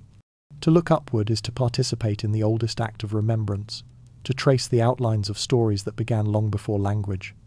The gods remembered us by becoming the light we still follow. And so the narration softens into reflection. Maybe the gods were divine, or maybe they were simply human beings who refused to let the light die. Either way, their legacy is the same, an unbroken chain of knowledge stretching from the deep past to the present, each link forged by wonder. They are the whisper behind our curiosity, the echo that drives us to build, to reach, to ask why. We carry them within us not as rulers, but as reminders. The stars they once mapped still burn above, their positions shifted slightly by time, yet their constellations unchanged in meaning. In their glow, we sense continuity, the bridge between the mortal and the eternal. As we follow that bridge, the story turns inward, toward its most human question. What do these memories of gods and lost ages say about us? The next chapter will bring the sky back to earth, exploring the reflection of these celestial myths within the heart and history of humankind. History is memory, but memory dreams. It reshapes itself each time it is recalled, softening edges, rearranging moments, replacing what cannot be borne with what can be understood. Humanity's past behaves the same way. We tell our story not as it was, but as we need it to be, a narrative written for comfort, not accuracy. The ruins, the records, the monuments, all whisper one truth beneath their grandeur: remembering is never pure. The act of recollection is also the act of invention. What if forgetting was humanity's oldest defense? The mind protects itself by blurring what is too bright to face, and perhaps civilization does the same. Each age looks backward and edits what it finds, polishing tragedy into lesson, mystery into chronology, chaos into pattern. We build coherence like walls around uncertainty, keeping the unknown safely outside. Yet within that editing lies both strength and loss. We survive by forgetting, but in doing so, we also lose part of ourselves, the raw truth of what shaped us. Consider how history is told, as progress, as ascent, as the march from darkness to light. It is a comforting dream, the belief that every fall leads to improvement, that every collapse clears space for a better world. But beneath that optimism hums a quieter reality. Civilizations rise, flourish, decay and fall, often repeating the same mistakes in different costumes. Our narrative of progress may be less a record of advancement than a lullaby we sing to ourselves to ease the fear of recurrence. In this sense, history is not linear but cyclical, a vast collective dream looping endlessly through familiar scenes. The characters change, the scenery evolves, but the themes remain: discovery, pride, imbalance, renewal. Each generation believes it is awake, that it has finally escaped the errors of the past, unaware that it walks the same well-worn path. Forgetting creates the illusion of novelty. It allows us to begin again, believing we are new when we are ancient in repetition. Yet forgetting is not failure. It is mercy. The mind cannot hold all of its past at once. It would collapse under the weight. So it releases what is too heavy, keeping only symbols, myths, archetypes, gestures of memory disguised as story. The flood becomes a lesson in humility, the fall of empires a caution against arrogance, the lost golden age a yearning for balance. In the act of myth-making, we turn trauma into wisdom, chaos into poetry. Forgetting becomes the loom upon which remembrance is woven. This dreamlike quality of history explains why certain patterns return unbidden, like déjà vu across centuries. We recognize them but cannot place them the same architecture, the same hierarchy, the same inventions appearing anew. Ideas rise as if rediscovered. Inventions echo predecessors we never recorded. It is as if humanity carries subconscious memory, fragments of knowledge from worlds erased, surfacing whenever the conditions of the dream allow. The forgotten becomes inspiration, and progress becomes memory reawakened. In our individual lives, forgetting protects the heart. In the life of civilizations, it protects continuity. After disaster, memory dims just enough for rebuilding to begin. Too much remembering would paralyze. So each era remembers only what it can bear. The glory, not the ruin. The lesson, not the cost. This selective recollection creates identity. We are the stories we choose to keep. Perhaps this is why ruins move us so deeply. They are fragments of our own forgotten dream, reminders that others have lived, loved, and vanished before us. When we stand among broken pillars or beneath fading frescoes, We are not merely tourists of the past, but participants in an ongoing act of remembrance. The stones remember what we have chosen to forget, and their silence invites us to listen without fear. They whisper that forgetting is temporary, that every truth eventually resurfaces when the world is ready to understand it again. Modern history books strive for precision, but even the most objective account is a story told by survivors. The facts are filtered through human need to find order, to justify, to forgive. We shape time into meaning because meaning comforts us. Perhaps the ancients understood this more honestly. Their histories were told as myths, openly acknowledging the dream. In doing so, they may have been closer to truth than we are in our endless search for certainty. If the past is a dream, then we are its dreamers, capable of shaping its form by how we remember. Our interpretations sculpt reality itself, influencing the futures built upon them. Forgetting is not the end of knowledge, but a pause between breaths, a necessary stillness that allows the next memory to arrive with clarity. Without forgetting, the story would stagnate. The dream would cease to move. There is quiet comfort in this realization. It means that nothing is ever truly lost, only waiting beneath consciousness. Memory, both personal and collective, is like the tide retreating, returning, reshaping the shore each time it comes back. The past may fade, but it does not vanish. It sleeps within language, within art, within the strange familiarity we feel toward things we have never seen. Every rediscovery, every spark of intuition, is a ripple from that deeper ocean of remembrance. At night, when the world is still, one can almost sense this great memory breathing. The hum of cities becomes the echo of ancient markets. The rhythm of footsteps mirrors those of forgotten roads. Our modern skylines reflect constellations our ancestors once revered, unconsciously replicating the heavens in glass and light. The dream persists, reshaping itself endlessly, ensuring that even in forgetting, we remain connected to the original pattern. And so the narration softens into a final thought. Perhaps history's truest purpose is not to teach, but to heal. By dreaming, remembering, and forgetting in turn, humanity keeps itself whole. The stories we tell about the past, whether factual or mythical, are not lies, but medicine. They help us integrate what would otherwise be unbearable.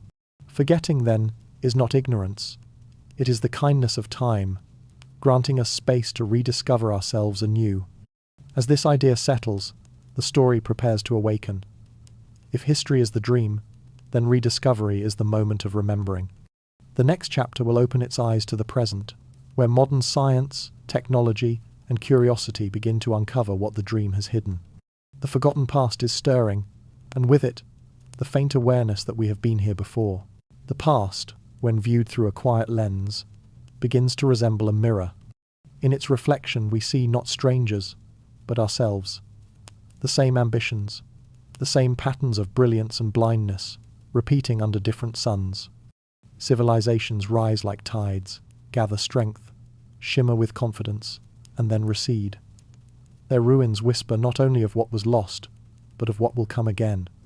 Perhaps the lost empires never warned us because we times are times their echo.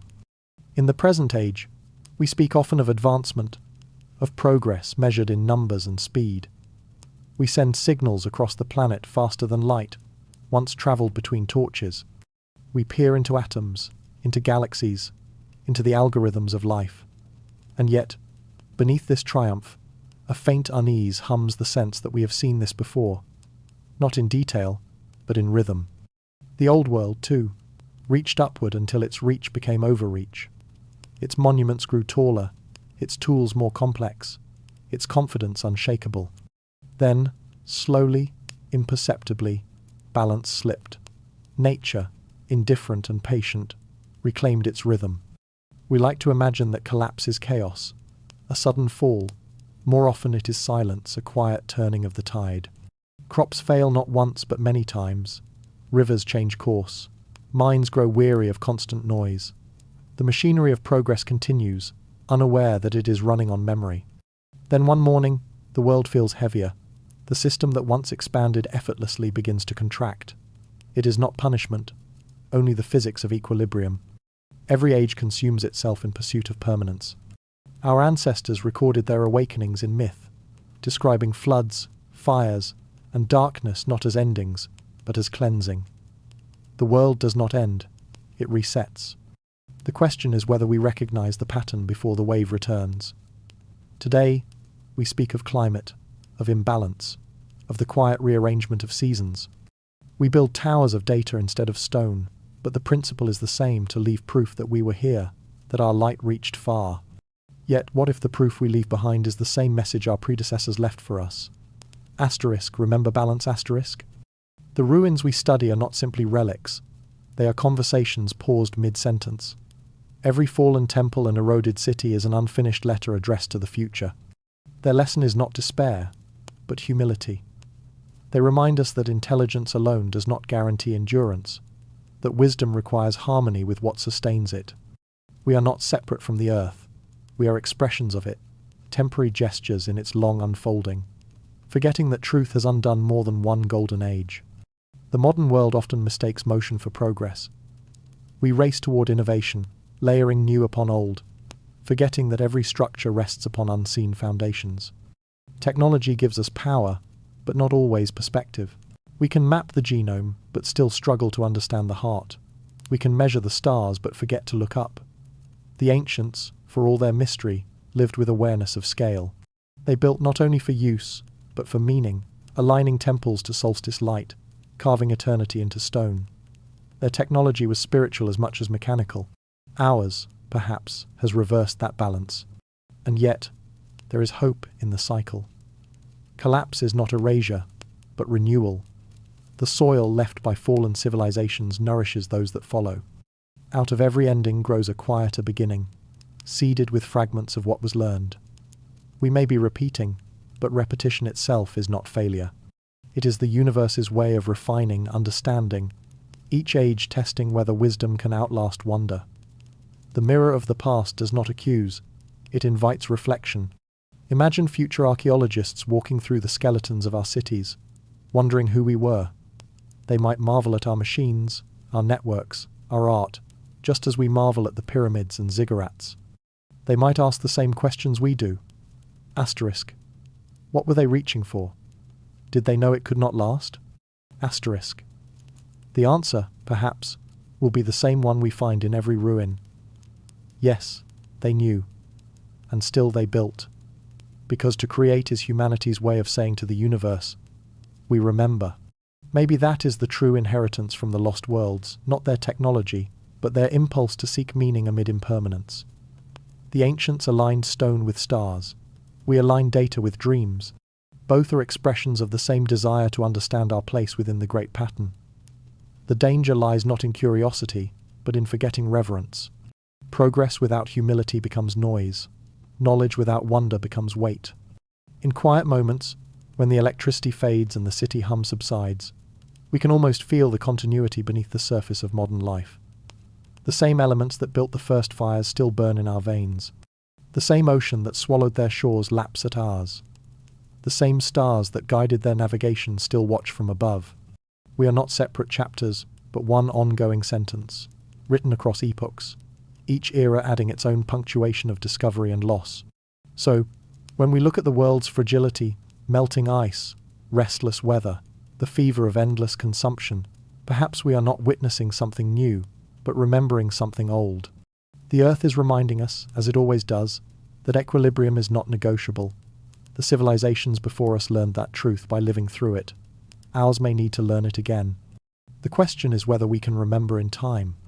Still, the narrator's voice remains calm, not warning but wondering. Maybe awareness itself is enough to alter the course. To recognize the mirror is to break the illusion. We cannot undo the past, but we can end the repetition by awakening within the dream. The ancients taught this in symbols: the phoenix, the serpent, the spiral, each representing transformation through remembrance.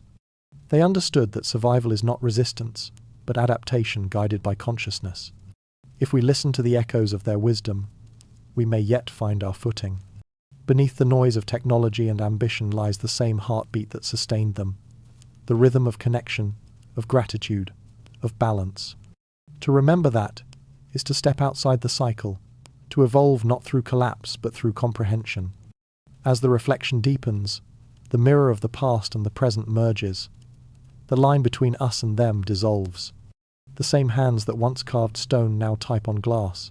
The same eyes that watched the constellations now stare at screens of simulated stars. The form has changed, but the longing remains. We are still searching for meaning, still listening for the echo of the forgotten. And perhaps, in that listening, we will rediscover the wisdom that once guided the builders, the dreamers, the astronomers before history. The mirror shows us not failure, but potential, a reminder that awareness is both the memory and the medicine of humanity. The next chapter will follow that awareness outward, tracing how our rediscovery of the past, through modern science and exploration, is helping us remember what we never truly lost. There is a quiet irony in the modern age. Our newest tools keep leading us back to our oldest memories. Every satellite image, every radar scan, every DNA sequence seems less like discovery and more like rediscovery, as if the Earth is whispering, asterisk, you already knew this once. Asterisk. Beneath the jungles, under deserts, below our cities, entire worlds sleep, and the technologies meant to map the future are instead illuminating the past. Every new discovery feels strangely familiar, as if we found it before. It begins with the eye in the sky. Satellites circle the planet endlessly, their lenses capturing more than weather or terrain. They reveal shapes unseen from the ground, geometric patterns beneath forest canopies, buried walls beneath sand, faint grids beneath the Amazon's endless green. What once seemed wilderness is now seen as memory, the ghostly footprints of cities swallowed by time. Roads stretch from one invisible ruin to another, too straight, too deliberate to be nature's work. The maps we draw today mirror the maps our ancestors once walked. In Central America, LiDAR light detection and ranging has peeled back the jungle's veil, uncovering entire metropolises hidden for millennia. Beneath the roots and vines lie streets, temples, and reservoirs built with astonishing precision. The scale rivals that of any modern city, yet the jungle kept it secret until a beam of light traced its outline from above. The people who built it lived, thrived, and vanished long before history arrived to name them. Their story was not lost, it was waiting, breathing beneath the leaves, until curiosity remembered where to look. Across the ocean, in the Sahara, ground-penetrating radar scans reveal what appear to be the buried courses of ancient rivers and the foundations of lost settlements. Once fertile, now endless sand, the desert hides memory under dunes. Some call it coincidence, but the patterns repeat straight lines, perfect circles, corridors too consistent to be natural. It is as though the landscape itself is layered, each stratum a civilization turned to dust, yet still humming faintly in the frequencies of the earth. In the depths of the ocean, sonar echoes the same truth. Vast plateaus and symmetrical ridges appear beneath the waves, challenging the old maps once drawn by sailors and dismissed as legend. Technology sharpens the boundary between myth and geology, and we begin to see how thin that boundary truly was. Each scan feels like a conversation across epochs, our machines asking questions in light, and the planet answering in shape. Even our own blood holds memory. Genetic research traces humanity's migrations, revealing interwoven paths that defy the neat stories once told in textbooks. Strands of DNA connect distant peoples in ways we did not expect. Tribes separated by oceans share ancient markers, as if carrying whispers of an origin older than geography. When we follow these threads, we find roots across continents and coasts that mirror the trade winds of prehistory. Our lineage is not linear, it is circular, spiraling back toward beginnings long forgotten. These discoveries do not shrink the mystery, they deepen it. With every new revelation, history grows older, more complex, more human. The further we look, the more we realize that our ancestors were not primitive but profound. The monuments we once called impossible now seem inevitable, the result of minds attuned to patterns we have only begun to rediscover through machines. Science, in its relentless curiosity, is confirming what myth has always implied, that knowledge moves in cycles, resurfacing when the world is ready to remember. Yet the tone remains calm, not triumphal. This is not proof of lost gods or forgotten empires, but of continuity, the steady persistence of understanding across generations, even through collapse. The jungle may reclaim stone, the sea may swallow cities, but the ideas survive, carried forward in story, in instinct, in design. When we invent, we are often remembering unconsciously. The telescope, the computer, the genome sequencer, each is an echo of the same impulse that once guided builders to align stone with stars. It is humbling to realize that our most advanced tools reveal what ancient eyes already knew without them. They watched the skies, measured the solstice, followed the seasons by instinct and shadow. We do the same now, but with machines instead of mirrors. The technology changes, yet the desire is the same.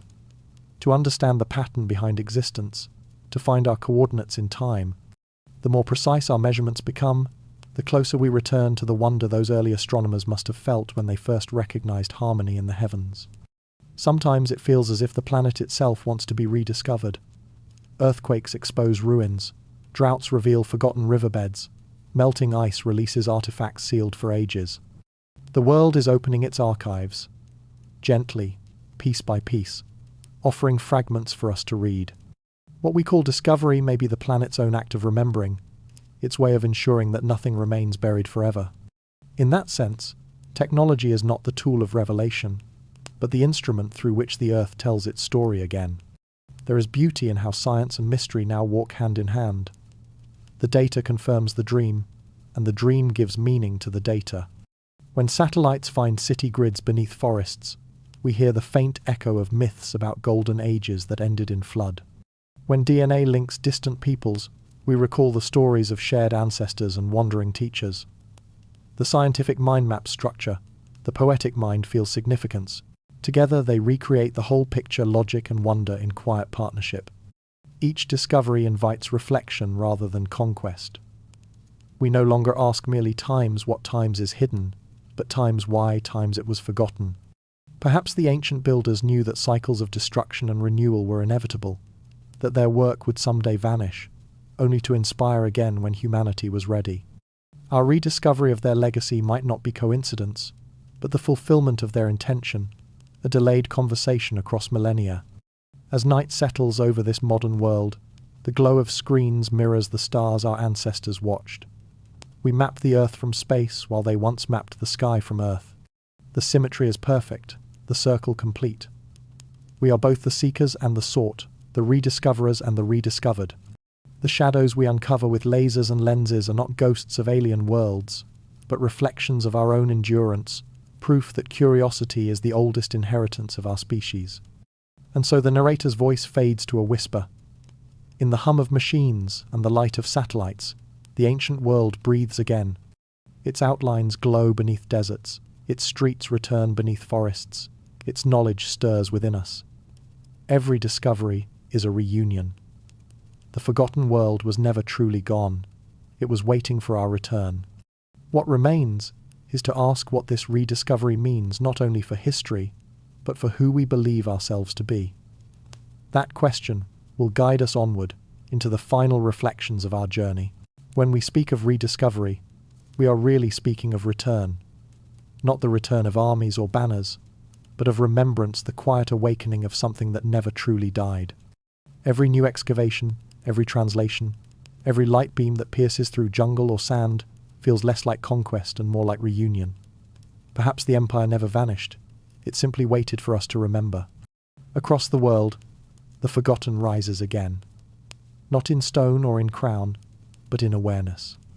The stories once dismissed as myth now hum with new resonance. The patterns once considered coincidence now align into form.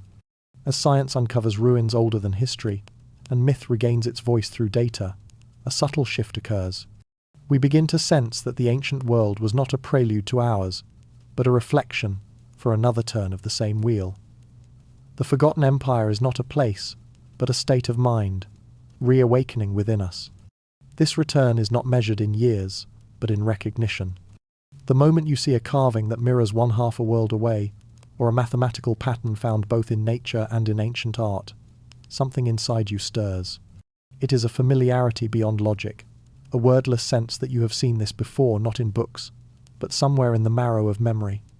The rediscovery is collective, but it feels personal. The empire returns not to the earth, but to the imagination, where all true civilizations begin. In this light, archaeology becomes a spiritual act. To brush dust from a statue's face, To read an inscription untouched for centuries is to touch the hand of continuity itself. Each discovery is a message addressed to the future, written by those who trusted that we would find it. They built for endurance, not audience. They knew that time would erase their names but preserve their intention. And now, as their echoes rise again, we become their listeners. We complete the conversation they began. The Forgotten Empire was never about power, it was about balance. Its memory calls us not to rebuild its structures, but to remember its wisdom. That progress without harmony leads to silence. That knowledge without humility becomes weight. As modern eyes open to ancient patterns, we begin to understand that they did not separate science from spirit, or earth from sky. They built bridges between them, encoded in stone and song. Their cities were symphonies, their temples, calendars of eternity. They measured time not in hours but in meaning. Perhaps this is why their rediscovery feels so intimate. The deeper we dig, the more we find ourselves. Beneath the ruins, beneath the sediment of centuries, lies not a different humanity, but the same one, creative, fragile, curious, yearning for connection. Their hands are our hands, their gaze our gaze. We are not heirs to their greatness, we are their continuation. To remember them is to remember what it means to be human. In every age, there comes a point when the past begins to glow through the present, like sunrise through mist. We are living in such a moment. The Forgotten Empire returns through art, through science, through intuition. Its geometry reappears in our architecture. Its philosophy resurfaces in our search for meaning. Even our technologies echo ancient dreams of flight, of light, of communication across distance. What was once myth now manifests in circuits and satellites. The cycle continues, dressed in new forms, repeating the eternal pattern of rediscovery. And yet, the tone of this return is gentle. It is not triumph, but homecoming. There is no empire to rebuild, only understanding to regain. The true power of the ancient world was never its monuments, but its mindfulness, the awareness that everything, from the smallest seed to the farthest star, is part of a single living system. To remember that is to restore the lost kingdom within ourselves. The narrator's voice slows, as if moving through a dream remembered too vividly. Picture a vast desert at twilight, the sand cooling beneath your feet. On the horizon, the outlines of half-buried pillars shimmer in the fading light. They seem to pulse faintly, as though alive. You realize that you are not discovering them, they are recognizing you. The moment stretches, and suddenly, time collapses. You and the builders exist together, separated only by the illusion of centuries. This is the essence of return, to feel the presence of those who came before, not as history, but as continuity. Every discovery of the past is also a prophecy. The Forgotten Empire speaks through the symbols we uncover, reminding us that creation and remembrance are the same act. What we build today will one day lie beneath the dust, waiting for another age to remember us. The pattern continues, not as punishment, but as dialogue the universe, ensuring that awareness never truly ends, only changes form. It is humbling to think that our modern brilliance, our art and science, may one day be read as myth by the next world. Perhaps they will stand in our ruins and ask, asterisk, who were they? What did they know? Why did they forget? Asterisk. And maybe, through their wondering, we will live again, just as the ancient builders live now through ours. Memory is immortality disguised as curiosity. As the story drifts toward stillness, one idea lingers. Maybe the return of the Forgotten Empire is not something that happens to the world, but within us. Each time we look at a ruin and feel awe instead of ownership, each time we study an ancient text and sense recognition rather than superiority, the empire rises a little higher in consciousness. It becomes less a mystery of archaeology and more a movement of the human spirit, the reuniting of our fractured history into one continuous heartbeat. The light of rediscovery does not blind, it soothes. It tells us that nothing precious is ever lost, only misplaced in time. The empire waits not beneath sand or sea, but behind the veil of our own forgetting. Now, as we peel that veil aside, we glimpse a truth both simple and profound, that the past was never behind us, but within us all along. And as the narrator's voice fades to a near whisper, the circle closes. The forgotten empire does not rise from the earth, it rises through understanding. In the stillness that follows, the listener feels the quiet weight of connection to the builders, the thinkers, the dreamers who shaped the first dawn and entrusted its light to us. The empire has returned, not as kingdom or crown, but as memory restored. From that realization, the journey moves gently toward its end, to the contemplation of time itself, and to the final chapter, where the echoes of the past and present merge into the same eternal rhythm. Time forgets nothing. It simply waits for us to notice the pattern. We often imagine time as a current, pulling everything downstream: civilizations, memories, dreams, all carried toward some distant future. But what if it isn't a river at all? What if time is a builder, an architect who constructs, observes, erases, and builds again? Every age, every empire, every human life becomes one of its designs, rising and falling according to a plan too vast for us to see. To live within time is to inhabit its architecture, to feel its walls move around us slowly, reshaping our world one grain at a time. Look across history, and you can trace time's quiet craftsmanship. It raises mountains, then wears them down. It gives rise to kingdoms, then scatters their stones into dust. It is patient, never hurried, never cruel. Where we see tragedy, time sees balance. Where we mourn endings, it sees preparation for beginnings. The great cities that once ruled continents now lie in silence, not as failures, but as completed works, finished and folded back into the earth. Time's art is impermanence, its signature renewal. The ancients sensed this. They carved calendars into stone not to control time but to synchronize with it. They understood that to resist the rhythm of change was to invite ruin. Every temple aligned with the solstice, every festival marking harvest or flood, was an act of humility, a way of saying, asterisk, we remember your design, asterisk. They built to endure, yes, but also to participate in the larger pattern, to remind the world that its cycles were sacred. Their architecture still stands as proof of that understanding. Each monument a collaboration between human intent and cosmic rhythm. Modern eyes look at ruins and see decay, but from time's perspective, decay is design. The fall of marble into soil, the crumbling of walls into dust, are as deliberate as the laying of the first stone. Time is not a destroyer but a sculptor, shaping continuity through transience. It allows nothing to vanish completely. It only alters form. The dust of one civilization becomes the clay of the next. In that endless exchange, existence remains whole. Perhaps this is why endings feel so strangely beautiful. When we watch an empire fade, or a season close, something in us recognizes the rhythm, a deeper truth moving beneath the surface of event. We grieve, but part of that grief is awe. We sense the presence of time itself not as enemy, but as companion. It walks beside us, silent and steady, holding all that has ever been. Its patience gives our fleeting moments weight. Its continuity gives our stories meaning. Imagine time as an ancient builder standing at the edge of eternity. In one hand it holds memory, in the other, possibility.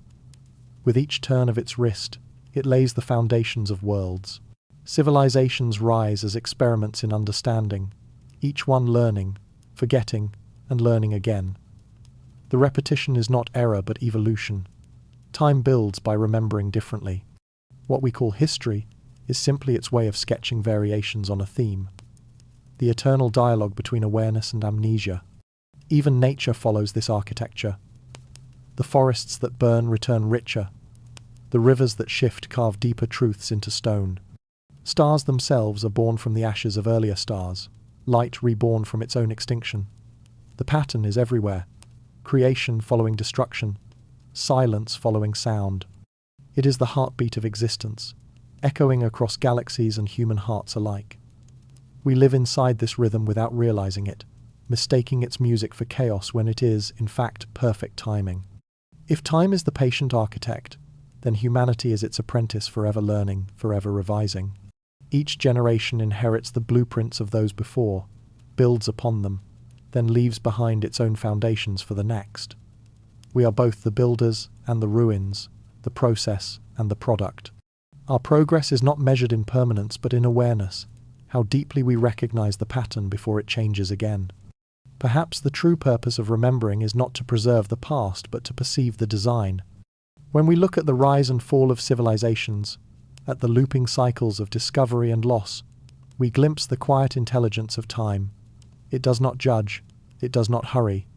It allows each era to play its part, then gracefully recedes to make room for the next. Even extinction is an act of generosity, a clearing of the canvas for new creation. As the narrator's voice softens, the tempo slows to a meditative calm. Imagine standing in the ruins of an ancient city at dusk.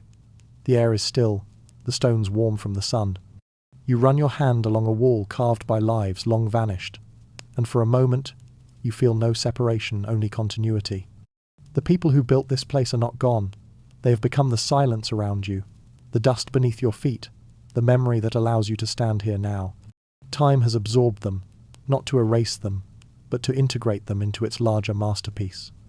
In this light, nothing is wasted. Every birth, every collapse, every forgotten empire is a necessary shape in the architecture of eternity. To see time this way is to find peace within its movement. The anxiety of loss softens into gratitude. The fear of impermanence transforms into trust. Because if time remembers everything, then so do we. We are its living record, its consciousness made flesh. Each thought, each breath, each act of creation is another brick in its endless construction. And yet, time's greatest lesson is humility. It teaches us that we are part of something immeasurably larger, that no monument, no discovery, no idea stands alone. Everything connects, and through those connections, existence endures. The empire we build today may crumble, but its essence will live on as foundation for what follows. Time ensures that nothing truly ends, it only changes architects. As the section draws towards stillness, the voice lowers to a whisper. The pattern is complete, yet never finished. Time stands at the center of all stories, weaving every age into one design, the great architecture of becoming. Its patience is infinite, its artistry precise. To recognize its hand is to understand that we, too, are builders not of walls or machines, but of meaning. Every generation adds a layer to the structure, shaping the unseen cathedral of human experience. And so, we return to the beginning. Time forgets nothing. It watches, records, transforms. Its architecture is circular, not linear, ensuring that every end is simply another entrance disguised. As the listener breathes with the rhythm of the words, the sensation is one of stillness, not finality. The calm recognition that all things, from the first stone to the last star, belong to the same enduring design. From this understanding flows the final reflection, a closing meditation on the memory that remains, the quiet awareness that outlasts even time's patient hand. In the end, it's not the lost civilizations we seek, it's the part of ourselves they left behind. All through this journey, we have wandered among ruins and constellations, through myths, floods, and forgotten empires. We have listened to the silence beneath history and to the echoes that rise from stone and sea. Yet every path has led us to the same realization, that the past was never a destination, but a mirror. What we have been searching for in the dust of vanished worlds has always lived quietly within us, memory waiting for recognition. History, myth, and time are not separate stories. They are one great tapestry, woven from the same thread of consciousness. Each era, each civilization, each individual is a pattern within it, intricate, temporary, essential. When one design fades, another appears, using the same thread in new colors. The tapestry is never finished. It grows through remembering. And we, who study the past, are not outside of it. We are its continuation, its latest expression. The storytellers are part of the story. The ancients built in stone. We build in data, in language, in light. But the impulse is unchanged to mark our presence, to share meaning, to ensure that something endures when we are gone. Every drawing on a cave wall, every poem written tonight under a glowing screen, is an act of defiance against forgetting. It is humanity whispering to itself across centuries. Asterisk, remember, asterisk. Perhaps that is the true secret buried in the ruins, not technology, but tenderness. The wish to be known, the need to say, asterisk, we were here, we felt, we dreamed. Asterisk.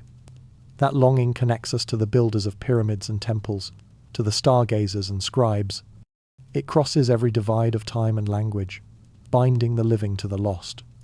To remember them is to keep that promise alive. As the world sleeps, these memories drift through us like tides. They rise in dreams, a city glowing beneath the sea, a voice calling from across centuries, a fragment of melody we have never heard but somehow know. In those moments, the boundaries of time dissolve.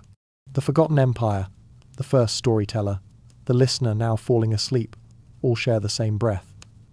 The memory that remains is not history, it is continuity of feeling. The form changes, the essence endures.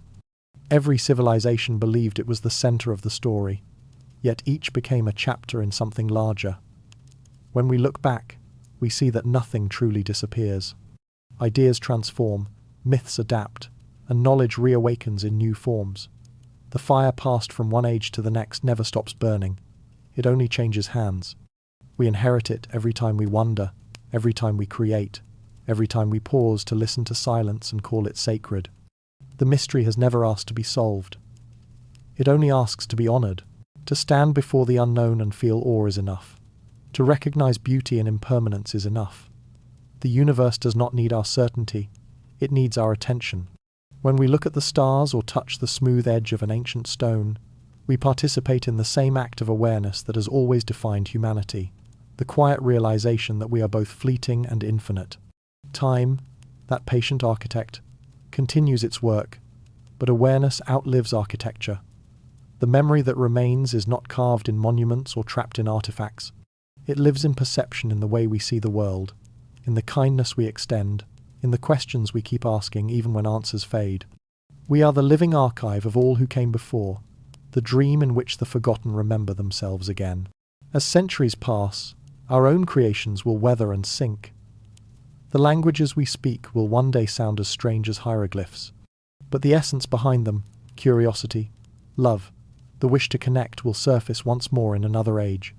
Someone will look back on us and feel the same gentle wonder we feel tonight.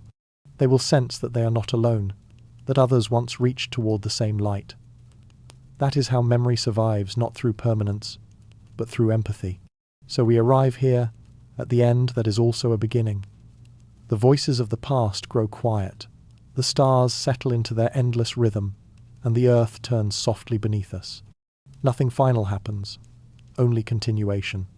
The lost civilizations are still speaking, not through words but through existence itself, through rivers, mountains, and the pulse of every heart that chooses to remember. The story they began is the one we are still telling. As the narration slows, the world outside falls away. The mind drifts towards stillness, the kind that feels both ancient and newborn. The mystery remains unsolved, but it no longer needs solving.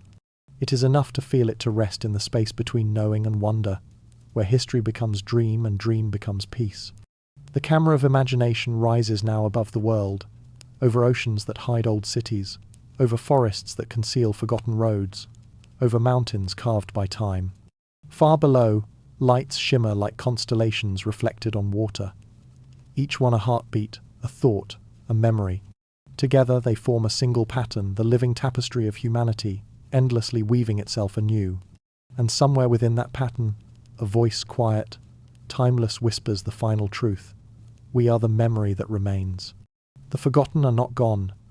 They live through our curiosity, through every question we dare to ask, through every moment of stillness in which we simply listen. The cycle continues, and within it, awareness endures. The story fades, not with an ending, but with a breath, a slow exhale into silence. The listener is left with the soft pulse of continuity, the comfort that mystery is not absence but presence. The night holds its calm, and time, the patient architect, begins again.